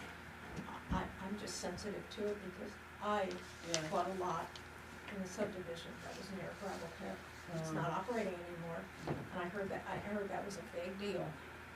Because I would have heard it if he was crushing rock. Would you like to see the map? Yeah, I Where it would is? because. I did pull up that. Yeah, I just didn't bring that up, but.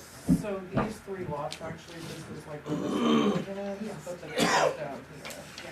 So if you line this up, And you look at the topography, it's so over. this is Quail Run, there's Quail Run, so this is gonna kind of come up here. But yeah, there's that big large ridge, so this is all retaining land. Okay, I'm satisfied. Kind of. Okay, do we have a motion on this, please? Make a motion, no buffer strip is required. Is there a second? Yeah, James. All those in favor? Okay, we're good on that. Now, we're back to one of the newer standards that we added in, that dealt with water supply, and it's marked NA because this is not associated with public water supply. So do I have a motion on this? Motion is, NA because of the reasons stated. Okay, and we have a second? Second. Danielle is seconding. And all those in favor? Sanitary soup. Sorry, Larry, what it is, a couple of years ago, Rick may remember this, there were some standards that were like doubled up in our finding of facts, and they were removed, and they've now been put back in, but you guys should have the correct copy. I don't think the finding of fact was in the release. Yes, it was. You know, Well, Yeah, Well, they- online, I don't think I saw it, or I didn't get a It copy. might Do you not want have me to been make you a on copy? public. Yeah, if you don't Yeah. mind. So it effectively we is not haven't like done a it new yet. one to this project, they had Yeah, added yeah. standards back in that previously with the. It's nice to follow. For the record, Rick doesn't remember anything. It was like right after I started, it was a Yes. couple of years ago, Gotcha. that they got removed. It's already been a couple of years. Wow. Okay, we are on to number 9, sanitary sewer.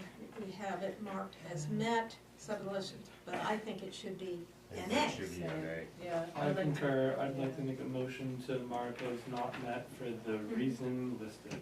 No, Uh, yeah. I mean, sorry, Yeah. not applicable.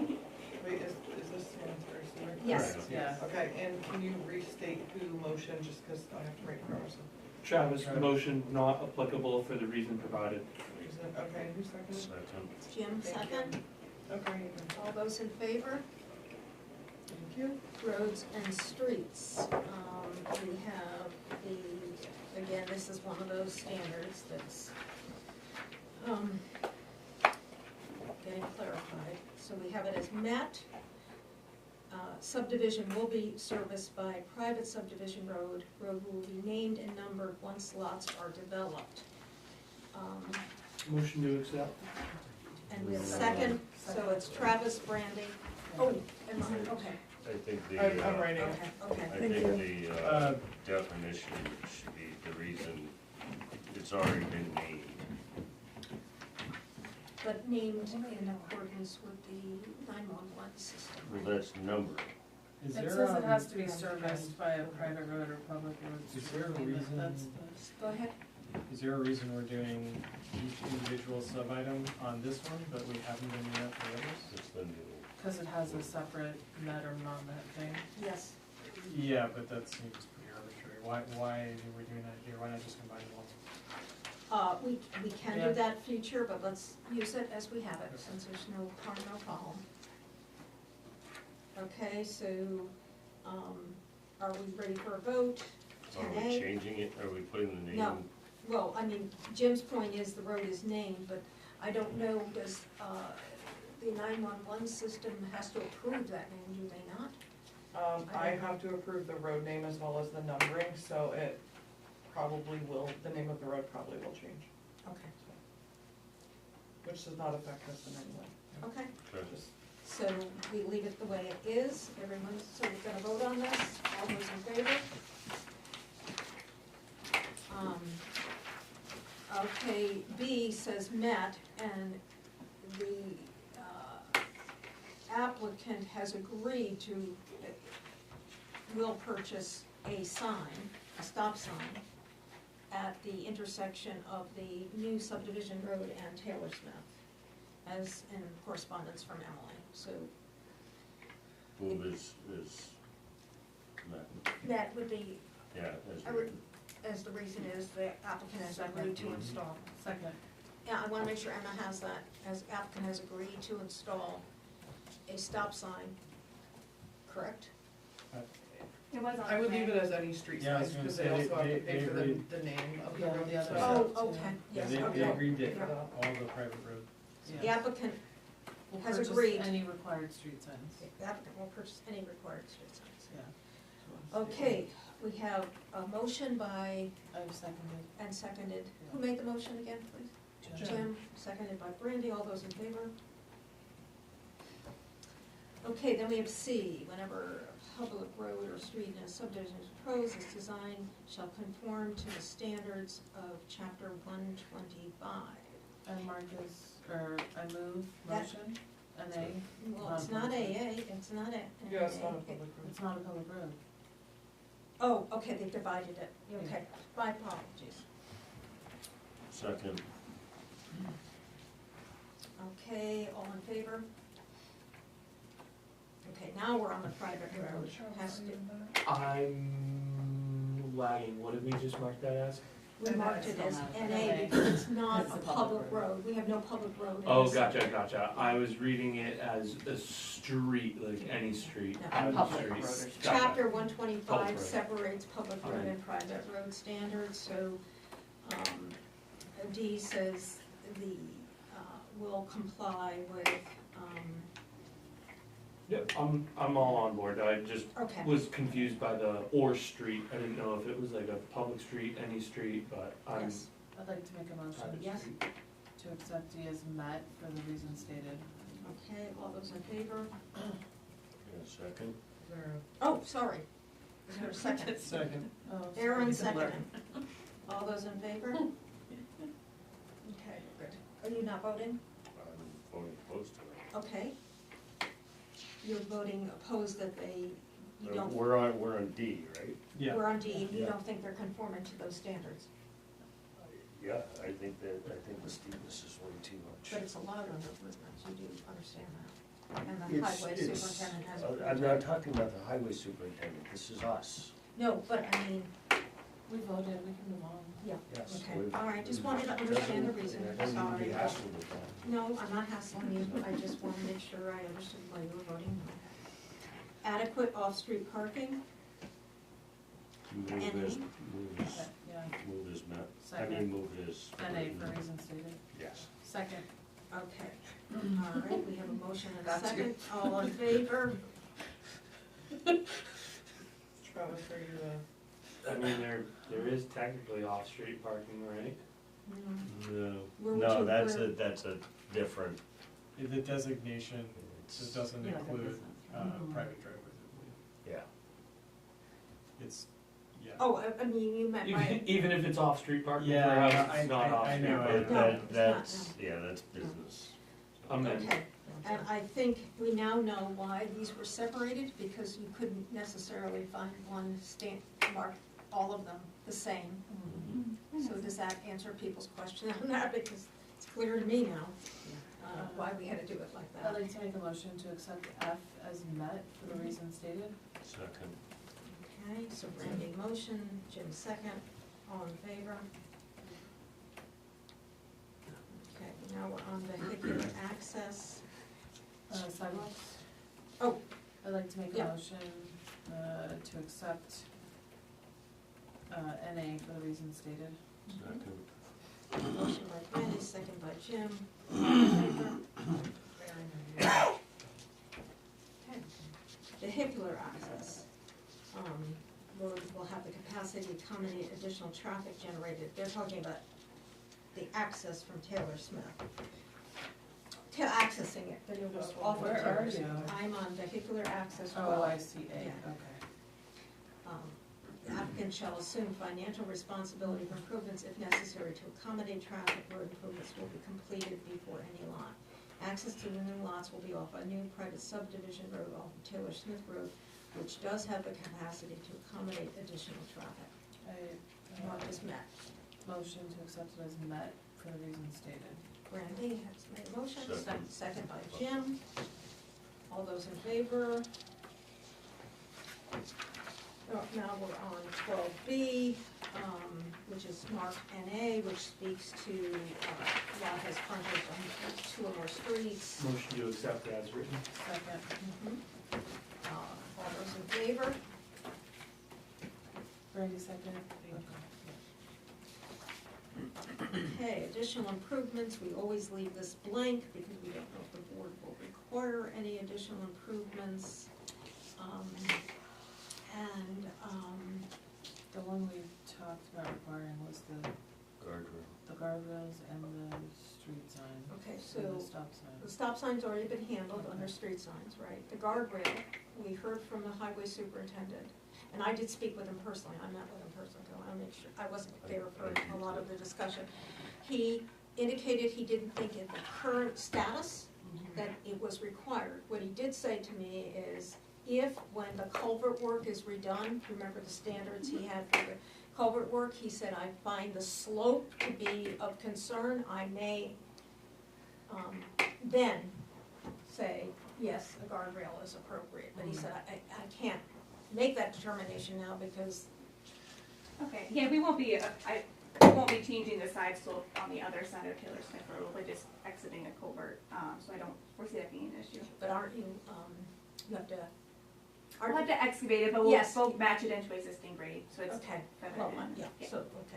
because I thought there was some disturbance there. So that's what he is saying, and, I'd like to move to make Marcus as not met, or not applicable, okay, as we are not requiring any additional improvements for the reason. I would, I mean, it sounds like it sounds like we could retain the discretion within the highway commissioner. yes, we could say, should the highway superintendent determine, Yeah, we could mark it as met and at the discretion of the highway commissioner. we have to say what the. Yeah, Right. I don't want it to be open-ended. No, Right, it can't be right. open-ended. Should the you could say something like, should,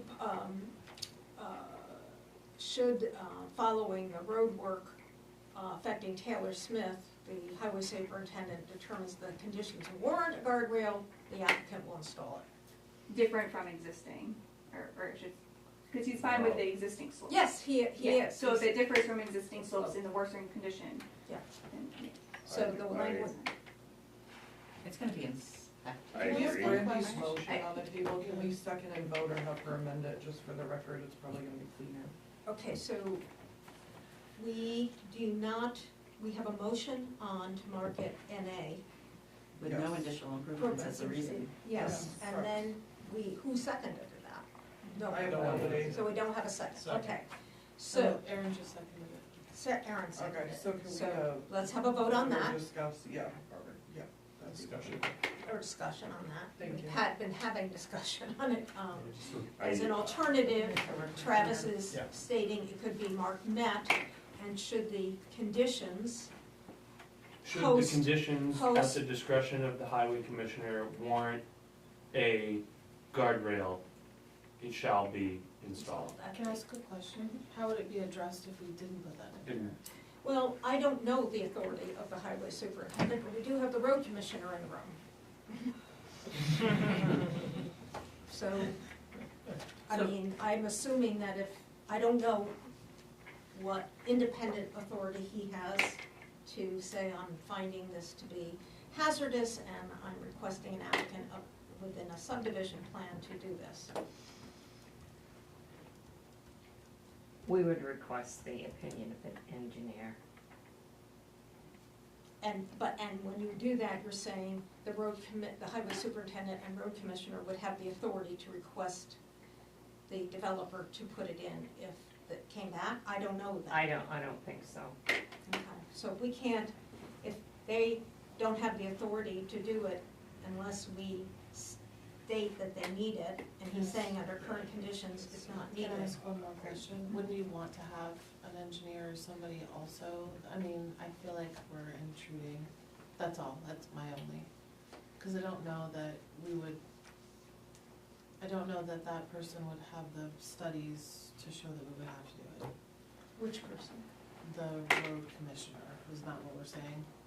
The highway superintendent. The highway superintendent has seen all the plans, been on the sidewalk, very familiar with this proposal. That isn't With the issue. changing grades though, like we're saying that if the grades change, then it changes the, I'm Is seeking to there not a clarify, change of Can I site just plan? make a note? I'm seeking to understand. If they change grades, that essentially would be changing a That's what town I'm road. wondering. Taylor Smith right there, Yeah. correct? Yeah, Is we're it just town supporting road? him. So I think, potentially a guardrail would be the least of our worries if they're changing their That's town kind of what I was road. getting at, Yeah. that's where I was But going with in that. other, what we're trying to determine is, can the Yes. highway superintendent or the road commissioner if the effect is to do exactly what comes out the way you just said it, affecting the road safety, could they, without our inserting any language, have the authority to seek remediation of it? We cannot tell a private road owner what to do on their road.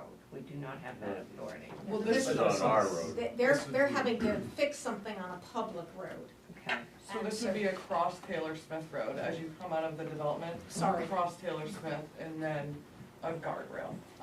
But that would be a town thing. I don't even know if that would be a burden for. a And the only developer, reason I 'cause it's was- on a That's town what road. I don't know, whether he would The have only to. reason I was going down that line is that, sorry, really quick, if we have that in there and it causes more damage because we required something that somebody suggested that maybe didn't have the whatever to do it. Well, the that's all.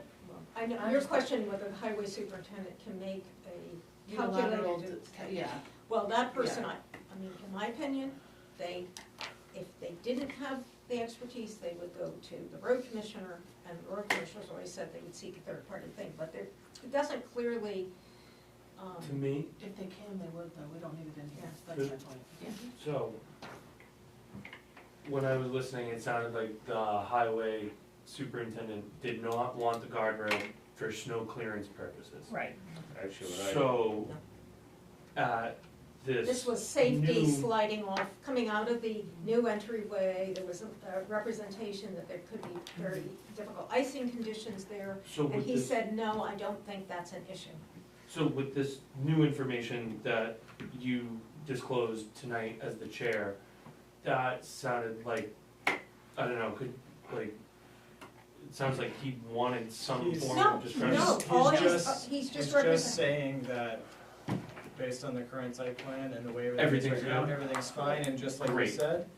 However, he's recognizing that When they are going to have to excavate a little bit in order to connect the private road. Yep, to and when you're public done, road. it all goes back the way it's written on the plan, Right, so he's saying if it doesn't go back the way it is. we got bigger fish to fry. Right. Can I make a motion to Mike- extend the Mike? meeting to Yes. 8:30? Sorry, Jim. Do I have a Second. second? Oh, you already have a motion on the table, do you wanna vote on that first, or? Yes. I think you can do another motion, can't you? Yeah. Yeah, All right, let's deal with extending the meeting. second. All those in favor? Brandy made the motion, Jim seconded, so we're extending to 8:30. Now going back to standard additional improvements. He was only representing to me that if something were to occur in the way the work happened to deal with what they had to do on Taylor Smith, resulted in a slope he felt was unsafe, he would require them to do it. I don't know that we have to put it in. Yep. No, because the alternative is to fix it. They Yeah, just so- fix the slope and put it back, so Yeah. that doesn't necessarily mean. So I'm happy to vote on Brandy's motion, I'm just letting you know that. vote in the affirmative on Brandy's motion. And that motion is no additional improvements. Not, yeah, Not applicable. not applicable, no Not additional improvements. Improvements required Yeah, based on plan. yeah. So, my Okay, are we, issue is not the slope on Taylor Smith. When I talked to Scott, he can work around the guardrail, plowing around the guardrail, they do it all day long. Right. My issue is the slope coming down into that slate turn in a very shadowed area that doesn't get any sun. My concern is people coming down that hill and either can't stop and one way or the other either ends up over or ends up in. So you're saying down the private road and across Taylor That was Smith? my whole reasoning of asking for I would think a that they would guardrail. already be sliding off into the woods on the downhill slope anyways, so. I feel like that'd be safer We than having also, them really stop on the quickly, road. yours is a safety concern, Jim. Mine's We a safety consulted with concern. Mike Jodry as well several times on this guardrail, and he also does not see that a guardrail is necessary in that I mean, location. that's my reason. Okay, but we voted on this. No, we haven't. Okay, Thank you for clarifying that, okay, so we're calling for a vote on a motion to mark it NA, with no additional improvements required based on plan. All those in favor? And one opposed. Archaeological sites, NA, no archaeological I'd sites. like to make a motion to leave it as marked. Is there a second? Second. Second by Jim, motion by Brandy, all in favor. Historic buildings, I'd like to make a motion to leave number 20 as marked. Second. second, motion by Brandy, second by Jim, NA, all in favor.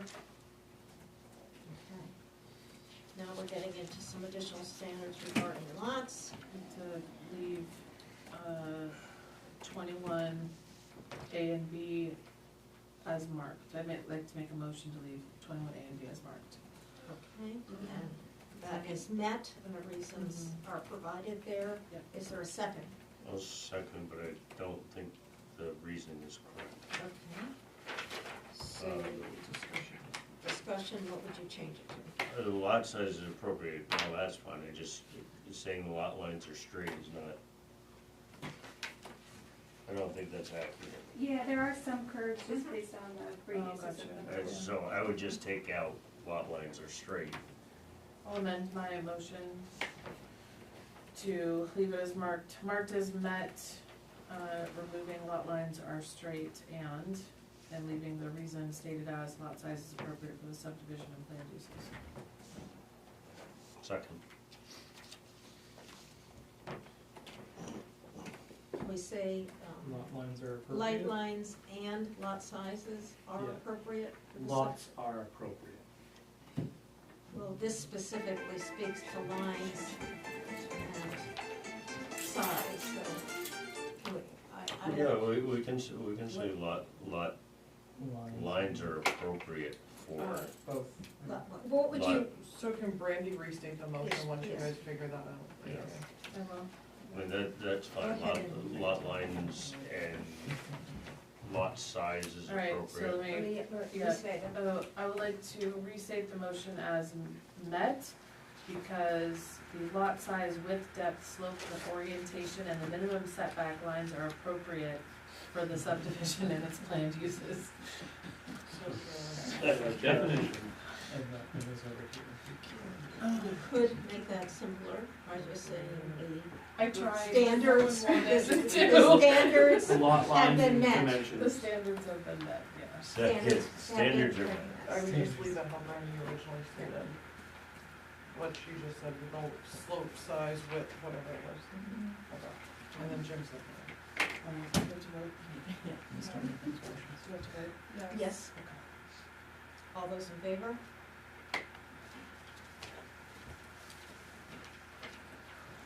Large parcels, this is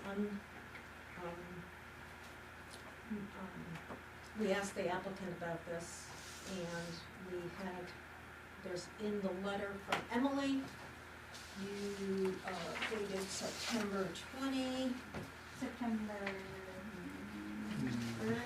yes, Cer- certainly not in the future. okay, yes, okay, I'm really going off. There's a lot of them. Okay, she mentions this, so let's see what she says. I can find mine. Large parcels, last point. As noted in the previous minute, there are 2 lots, 1 and 6, that are greater than 5 acres in size. Each could be further divided based on current configuration. For instance, lot 6 could potentially utilize a shared driveway for access, and lot 1 has sufficient road frontage. Therefore, the applicant is not restricting divisions with deed covenants. Any future division or changes would be presented to the planning board as an amendment. So how do we want to mark that? So here's my 2 cents on that. If that happens, then this puts that into a 15 lot subdivision. Yeah, but You That's guys can not- review that when that happens. Yeah. yeah, that's that would not the be issue here. easy. The issue Okay. here is, With the what amendment, was the, with the site, with the subdivision If they were amendment? to amend the subdivision and add lots, it would have to come back and therefore it would need DEP approval if it meets that threshold. yes. Okay. I mean, yes. So I would like to, is this not met then? No, No, it I'm says sorry, that- not, I'm not at NA, not met, NA? No, the subdivision or tract of land into parcels larger than 5 acres shall be laid out Unless. to access unless it's not it's not being prohibited by covenant, so it's I'm gonna met. make Met. a motion to Yeah. mark this as met Second. because all parcels larger than 5 acres provide adequate access. Yeah. And are not prohibited, division is not prohibited by covenants, because that's part of the standard. Sure. You just say standards. Standard, yeah, we could say, yes. How would you like to word it? Well, no, it's fine. So we have to make sure Emma has that. Aaron did the motion. So, wait a minute, I am proposing that we I add, second it. So I would amend the original one then, because the problem is Aaron motions and then you add and then you add and then you No, I'm not add, and adding. I nobody was- knows what's going on. I am So- suggesting it be added as Yeah, part. just in general. Yes. So Aaron should amend it to add it or stay with what Aaron said. Because everybody keeps adding and then it, Are you second it. amending it, Aaron? I will amend my motion with the reason being all parcels larger than 5 acres provide adequate access for future division and are not prohibited by covenant. Okay, and who seconded that? So, no, no, what I Can we said, just, can we just, Yeah, can we okay. just prove it? We have to get the reason what did right. I say? This is a legal said- document. You said and are not prohibited by covenant. You didn't say division. I don't know if it matters. So, I thought I did. My Okay. intention was to say that, so Okay. I'll amend it again. I'm Okay, sorry. Aaron, would you restate it then for us, please? I'm in the same. Sorry, Courtney. All parcels larger than 5 acres provide adequate access for future division, and division is not prohibited by covenant. Perfect. Do we have, who's seconding in that? I seconded it. Brandy seconded, all in favor? Okay, groundwater quality. And this was marked NA because the standard deals with lots over 40,000 square. Question to Less. the All lots in the subdivision Question to the Not board. yeah. When we, You still gave us the basic soil types. when we're just reading what's here and we're not referencing outside info, could we just say standards are met? I'm just asking. Yes, you can make your motion that way, Brandy. Oh, okay. Well, I'm wondering because we had a conversation. Is that not what we want to do? I'm not sure I'm following you, I'm sorry. 'Cause This essentially- standard she's speaks to essentially- lots of less than 40,000, we have it as NA, all lots in subdivision are over 40,000 square. Yeah, that, I'm just asking a question separate. I think that So we're is- consistent. So I think that's part of the thing, that we started a workshop in which we were defining the ways we would deal with things, and we could certainly Mhm. add that recommendation to that, Okay. but we have to, vote on that, okay? So are we, is there a motion to accept how this is stated? Motion to leave as not applicable for the reasons stated. Okay, motion Second. by Danielle, seconded by Travis. All in favor? We, Are you caught up with us, or we do will we? need to do a short. Okay, thank you. Now, the next section, because this is a combined finding of fact for site plan and subdivision, these are noted at the top, not applicable subdivision application only, with the exception of the fire chief standard, which is actually in the subdivision standard. And again, another problem with our ordinances, it's noted when it's under preliminary plan.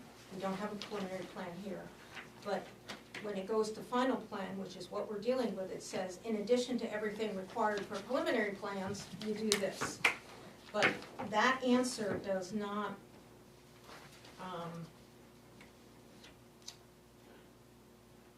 there's a problem with it for 26. It's true for everything except Since they're not, 26. okay, so can we skip them since it's not part of the ordinance and just go to 26? Yes, I think so. Okay, I'd like to make a motion to accept 26 as written. Okay. And is there a second? I thought you said there was a problem with 26. Well, I'm pointing out to you that the preamble for this section says 100% not applicable, but it's not really true for 26.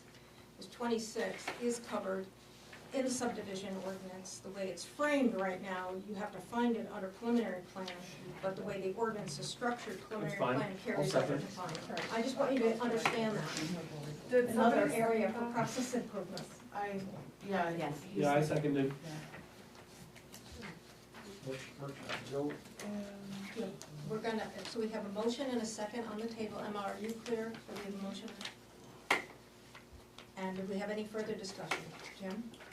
I think we still have to just say 17 through, Can we vote though 25. on the motion Yes. that's on the table right now? yes. I just think we have to go back and say. Yes, we do. I agree with you. Okay. I'm just not disagreeing with you. We're dealing with 26 right now. Okay, so we're gonna vote. All those in favor? Okay, now. I'd like to make a motion. Yeah, go ahead, I'd Travis. like to make a motion that all standards for site plan applications only not applicable subdivision application only, excluding performance standard number 26, shall be marked as not applicable. Good. So there's a motion by Travis, second by Brandy. Do we have questions? No, just for reasons stated. Okay. All those in favor? Okay. That takes a lot of stuff off the real estate. We granted a waiver, we've already dealt with that. I mentioned at the beginning of the meeting, we have a little bit of an issue because the standards that are written here don't match the conditions of approval on the plan. Yeah, and that's because I didn't have this. I know, I totally, and actually, They might be still applicable if you guys wanna. oh no, there's nothing wrong with them. I'm just simply going to make a motion that we match the conditions that are on the proposed subdivision plan to be added as conditions on our findings of fact. But we also retain our standards of 1, 2, and 3, because they already have a condition about a performance guarantee. I'm sorry, I hope that isn't too confusing. So, In other words, you are only suggesting that we copy yes, from S1.1, yeah, all conditions of approval onto the findings of fact, correct, and striking out number 4 from the existing. yes. But leave 1 and 2, Oh, and 3. and Yeah, 3. yeah, that's why I said Which they already copy on it there. over, Yeah. and then Because striking number out 4 is Why? standard 4. Why are we, Is that why? why are we getting rid of 4? It is performance standard 4, is that right? Well, No, it's, it's because it's No. on the subdivision plan, so when she Yeah. copies and pastes everything, then she Ah. won't have it on there twice. That's correct. and I'm going to here add something else that I think I shared with Courtney and Emma about the fact that they have to have a note that says on the subdivision plan, in addition to the covenants by ordinance, that the newly proposed private road will be maintained by an HOA.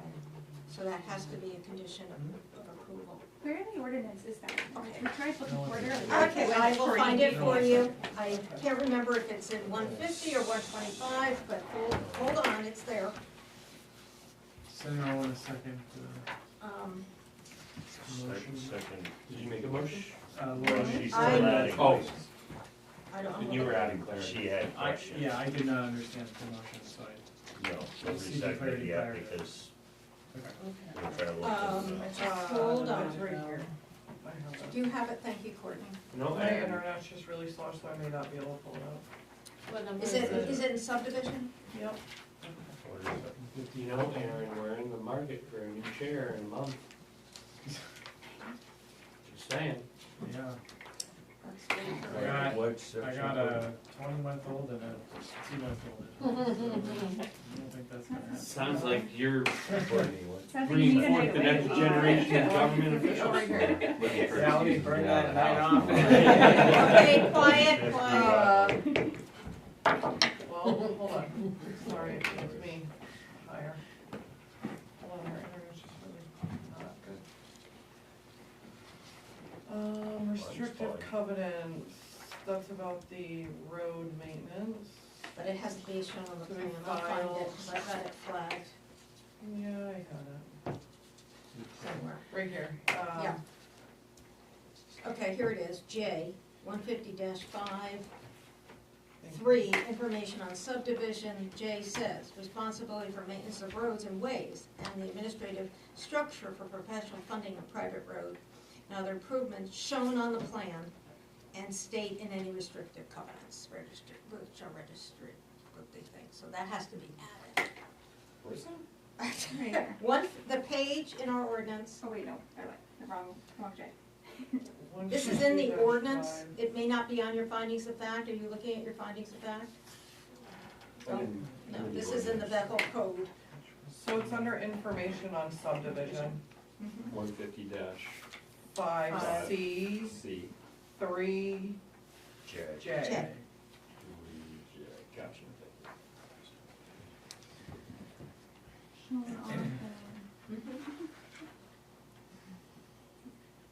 That should be, like, in my opinion, you gotta add it as, this You is got a it? process of continual process improvement. We should I've be got it right adding here. something like that. Oh, yeah, I as a, just found it as soon as I. standard I should condition. have that. Is it also on the final plan, or is it only in Just on the preliminary? preliminary. Everything in preliminary carries over to final. There's a, It's the same, not that it couldn't be improved, to repeat some things, because you really have to read this thing like with a fine tooth comb. So where are we? I made the motion, did I get a second? So were you adding that? I'm adding that as a condition of approval. So strike out 4, add 150-5, just so we can note it. Mm-hmm. 3, Mhm. J, and then I'll put road maintenance, in case you don't get that wording. Yeah, I'll Great. second it. Okay, so we have a motion and a second, all in favor? Okay, and I'm just gonna look at. So what about the initial stuff that we wanted to add? We need to make that motion to move everything of conditions from the. That was That part was of my part of motion. We just did that. We just Okay, did then that we did one. that part of that. Yeah. Okay.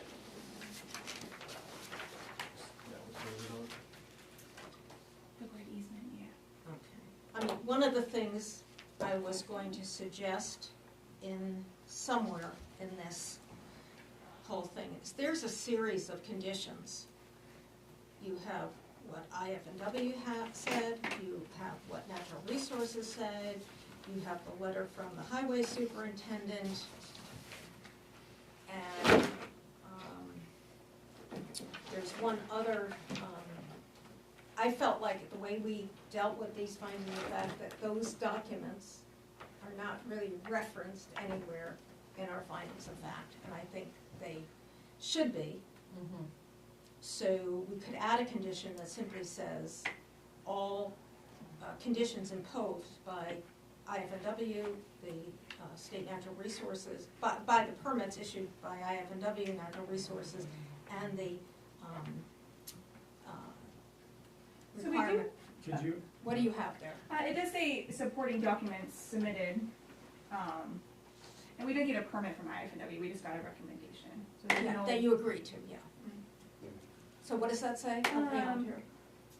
Try to read the whole thing. Oh God, I hate reading out All loud. construction performed Travis. within the scope of this chapter shall be in conformance with the approved subdivision plan, and the approval is dependent upon and limited to the proposals and plans contained in the application and supporting documents submitted and affirmed to by the applicant.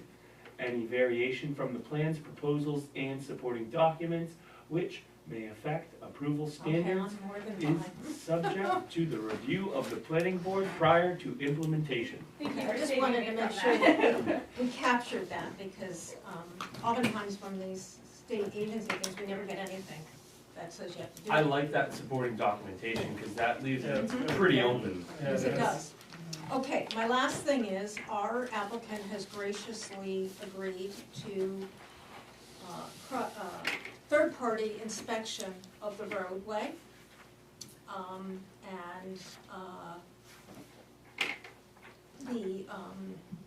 We don't have anything in chapter 125, the private road section, that has that standard. It's on the public side because, the road's gonna be submitted for approval. I do think it's associated with the performance guarantee, though, the third party has to submit a final letter. Yeah, but this Yeah. is, we talked about, Courtney originally suggested this would be periodic third-party inspections during the construction phase. You guys agreed to that, there was some question about the I intervals. suggested weekly, they did not, they, Yes. I think, they did I, not. yeah, and the last document I provided, I think we agreed on that it would be up to the engineer to feel satisfied to be able to provide that letter, because they're the ones stamping off on the, Right. and if Dave wants more, then great, that's at his. So his what benefit. I am, Can we say monthly? well, Is that a- I don't Are you think- saying that you only wanna do it at the end of construction? No. No, but Yeah, leaving and your then- engineer's discretion. Yeah, I Yeah. don't like that. well, so here's the issue. Sometimes we'll be doing a whole lot in a month, sometimes we won't do anything for 6 Right. months. And So, Hold on, let him So- to the staff, finish. you had said it's fine to just write nothing to report. in previous files, if nothing's going on, then there's nothing to report. The concern from our end would be a lot of work can be done in 2 weeks. A lot of erosion control measures may not be taken in 2 weeks. I mean, 2 weeks is a decent amount of work time. Because where you guys don't have a requirement for that, we didn't wanna, we're doing it based on the. So I don't consider it something we can add as a condition of approval, but I would suggest a note applicant has agreed to.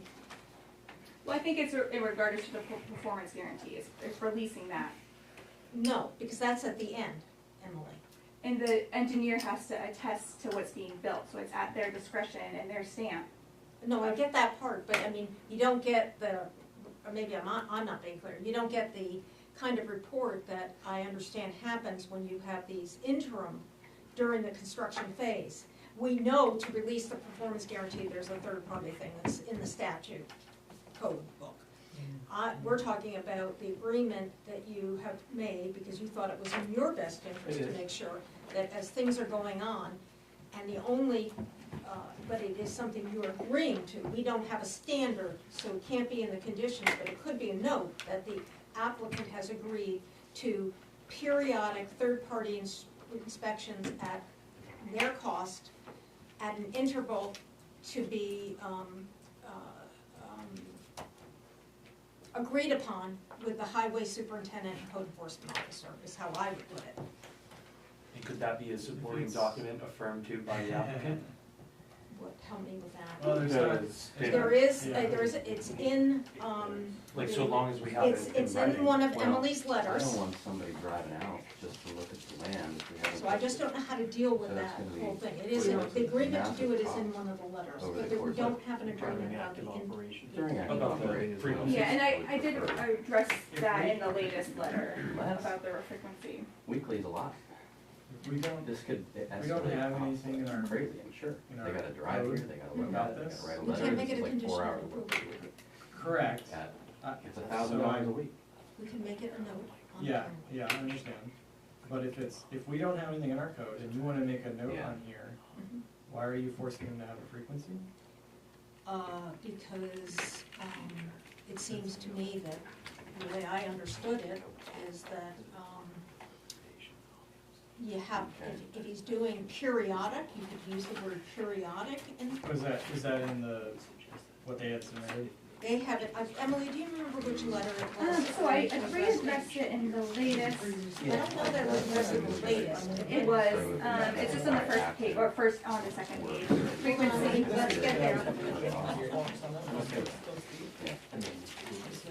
What is it, did you read it? Julie? Yeah, oh, I did right. Sorry. We I know have, you don't like reading, oh, you're all over the letters. I know. You still want me to read it? we have a proposal that might solve Okay, it. thank Say you. I ongoing. like that. So, our issue is having, huge overhead during periods of inactivity. So if we can turn it on and off, so if we can specify active construction versus inactivity, So, this is a different subdivision, but the same type of Okay. wording, isn't it? And actually, I think mainland did this too. It does say, ongoing road construction shall be inspected, at least weekly by a third-party engineer. But it does state ongoing. I mean, this subdivision's been in the works for 15 years. It's a We do private not get road. weekly reports on this road. mm, It's when they're actively, when it's ongoing, when it's, I guess my thing is if they're doing it and it's to their benefit, then they should determine the frequency. And that's what I don't was know. listed in my latest I letter. do- my only concern is I'm not saying you're going, I don't want somebody to say, well, if it's at my frequency, I'll do it at the beginning and then I'll do it That's 2 why- weeks before we're done. That's why ongoing is, A pretty Yeah. meaningful word, right? yeah, that's, especially ongoing road construction, I think needs to be included. The frequency, we can have further discussions out, but I'm immobile on that ongoing I like, road Could construction. we all agree to a minimum of one every 2 weeks during active construction? Are you, That's what I was gonna propose. okay. Is active during construction ongoing on I would road like- development. I would like to, Make a motion that we add a note. no, I would like to ask the staff if that's, is that like, I mean, it sounded like there were a couple qualms about 2 weeks being a long period of time. I'm not, I don't know.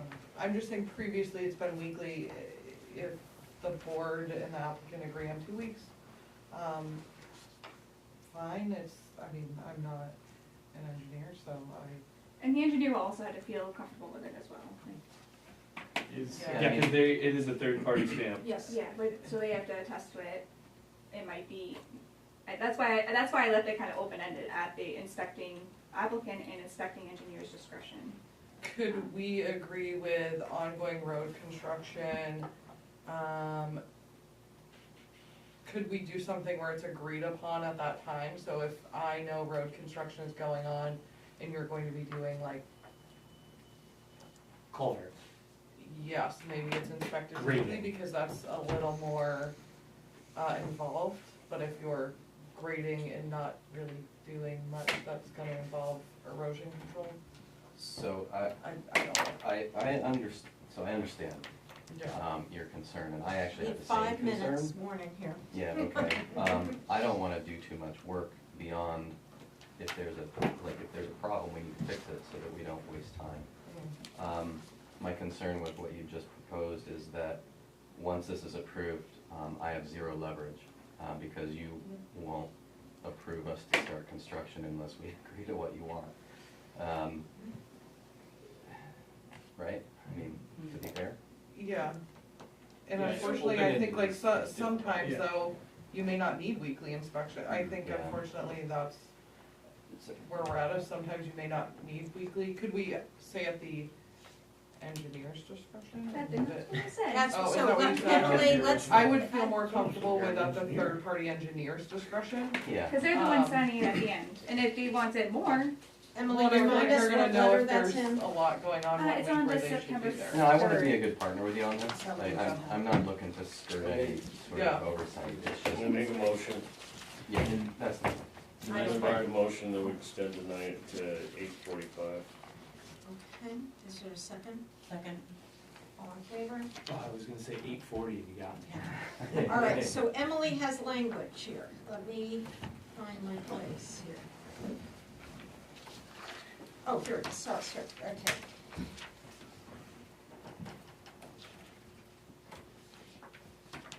Okay, so, this is gonna be a note, the applicant or the developer, I don't know what the right word is here, the I think we developer. normally say applicant shall. Okay, Yeah. okay, the applicant shall, at, at their expense, engage a third-party inspector to, for road construction. And the frequency of those reports will be at the applicant and inspecting engineer's discretion. And if, Emma, you don't have that, just please let me know. Is that a motion? Yes, I'm making that as a To motion. add a note to the plan to that Yes. effect? Gotcha, sorry. Since we can't make it a condition, but we appreciate the shared. When it comes to the discussion, okay. And the cost for that is it's at the applicant's cost. I didn't properly say that before. Yeah, you didn't do the expense. Okay, I did say that. So Emma, A are you second. comfortable? Second. Yeah, second. Oh, second, and now we're in discussion, and Rick, you have a thought. I want to get this back to you because I'm drawing in papers. Me too. Yeah, I wondered out loud, if the condition of approval number 1 covers where it says submitted material into the record at the engineer's discretion in that response letter, if we need to add a note to the plan to that effect. And that's just a question to the board. Say that again, I'm not Well, he's saying Where- we have where was that? communication, which is now part of Yeah, that. I can't find that exact wording. It's on the front page of that Of list. which It letter? doesn't speak to September the third? expense of Since it's already in a letter that's now Where- considered where- a supporting oh. document, Rick is saying, why do we need Do you have an additional note? Third party. And, I saw it as I think it's a being legitimate fit, that's question. Oh, I just yeah, felt, I don't see for that. transparency, I mean, there's so much to this subdivision that you do have to do a little bit of peeling the onion. It's a complicated subdivision. It would be my preference to have it a separate note, but I could live with the fact that it is covered in number one. But we have to vote on the motion. Oh, it's just the supporting. Yes, because it's in Emily's letter, because they've agreed to it. But the motion on the floor is to add it as a note, so either that motion's gonna survive or not, so let's go ahead and vote on it. Just, hold on, I'm trying to reread it. I mean, we already have changes coming on the plan, right? Oh, yes, we do. What's another note? What's it? All right, is Jim done with reading? Are you comfortable with what is being? Have an appendix. Does it Looks say? good to me. Yeah, fine. Are you, sorry, we need to- Well, the motion is to add it as a separate note, so that's what we're voting on right now. Yep. And all of Her, exactly what she's written here. yes. I agree, very strict to Emily. So how often will it get Add an done? agreed upon frequency Okay, that was with the that applicant conversation. and the It's independent just- engineer. Is how it, so all those in favor? Note? Okay, so we're gonna go with a note. I mean, again, for those of you on ordinance committee, another process improvement thing, because if this is important on private roads, it Yeah. should be covered in. Okay, And so we we can are get the now done. Exact wording on that from Huh? Emma? Can we get the, just in correspondence later, just so we get the wording right. I'm sure that Emma Can will. you repeat it, Lori, so Okay. we are all on the same page? Okay, I need the letter back. Come on it. Okay. I apologize, Lori, I wanna make sure that we get the wording. Yeah, no, I totally get that. And we Okay, don't so, end up with a snafu. a note, the applicant has agreed to have third-party inspection of the, road construction. Can we include ongoing?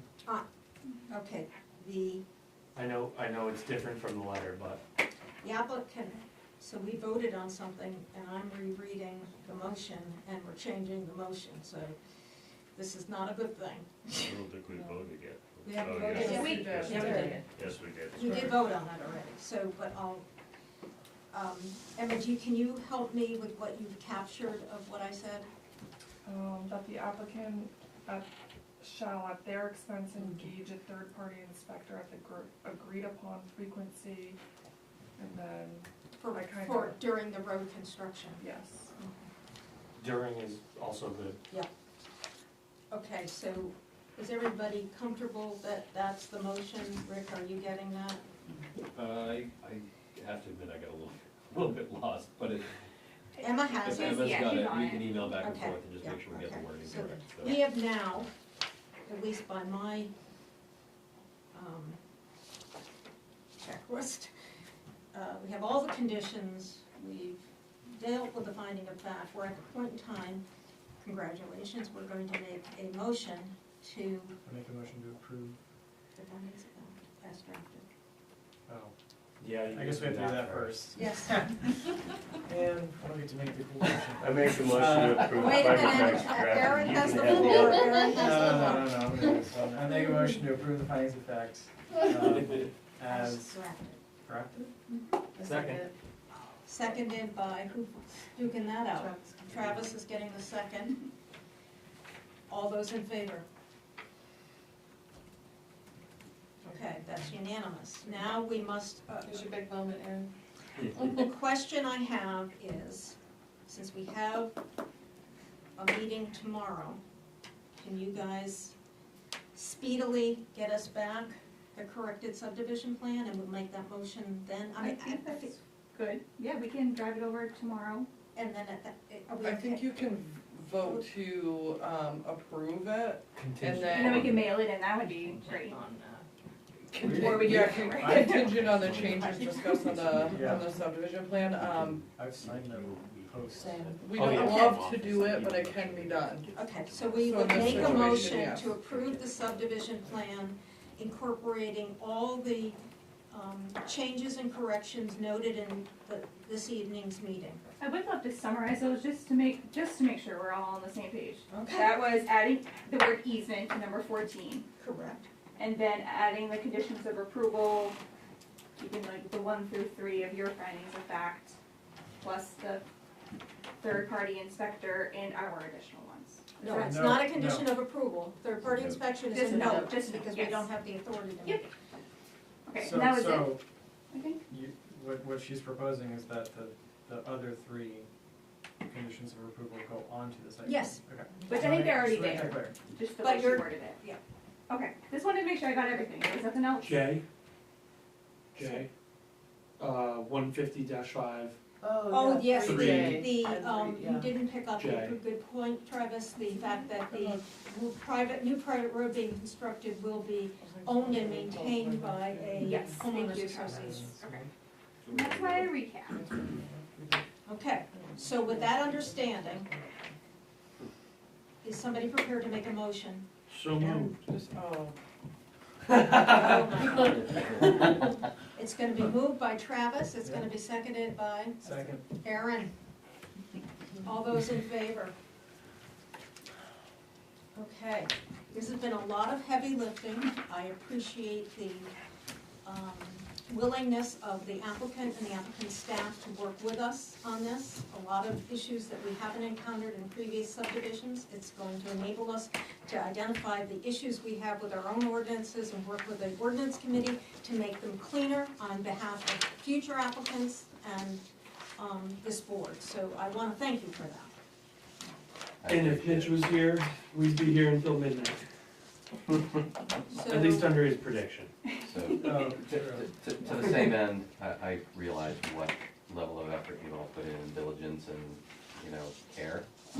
Sincerely appreciate it, and look forward to working with you all as this moves forward. I'm gonna be around, I'm gonna be on the Hill, probably be in your office, Courtney, maybe more than you wanna see me. nearby. Thank and, and We like visitors. outside anything we can do, I hope you can maintain great working relationships with the folks on Quail Ridge. They're good neighbors, they Yes, just, you know, I they don't mean, want, just, they don't wanna change it. I know that, but, hopefully you can continue to work Motion cooperatively to with them. So, having concluded all the work that's on our agenda, I am going to declare this meeting adjourned. Okay. No, motion. Thank you, guys.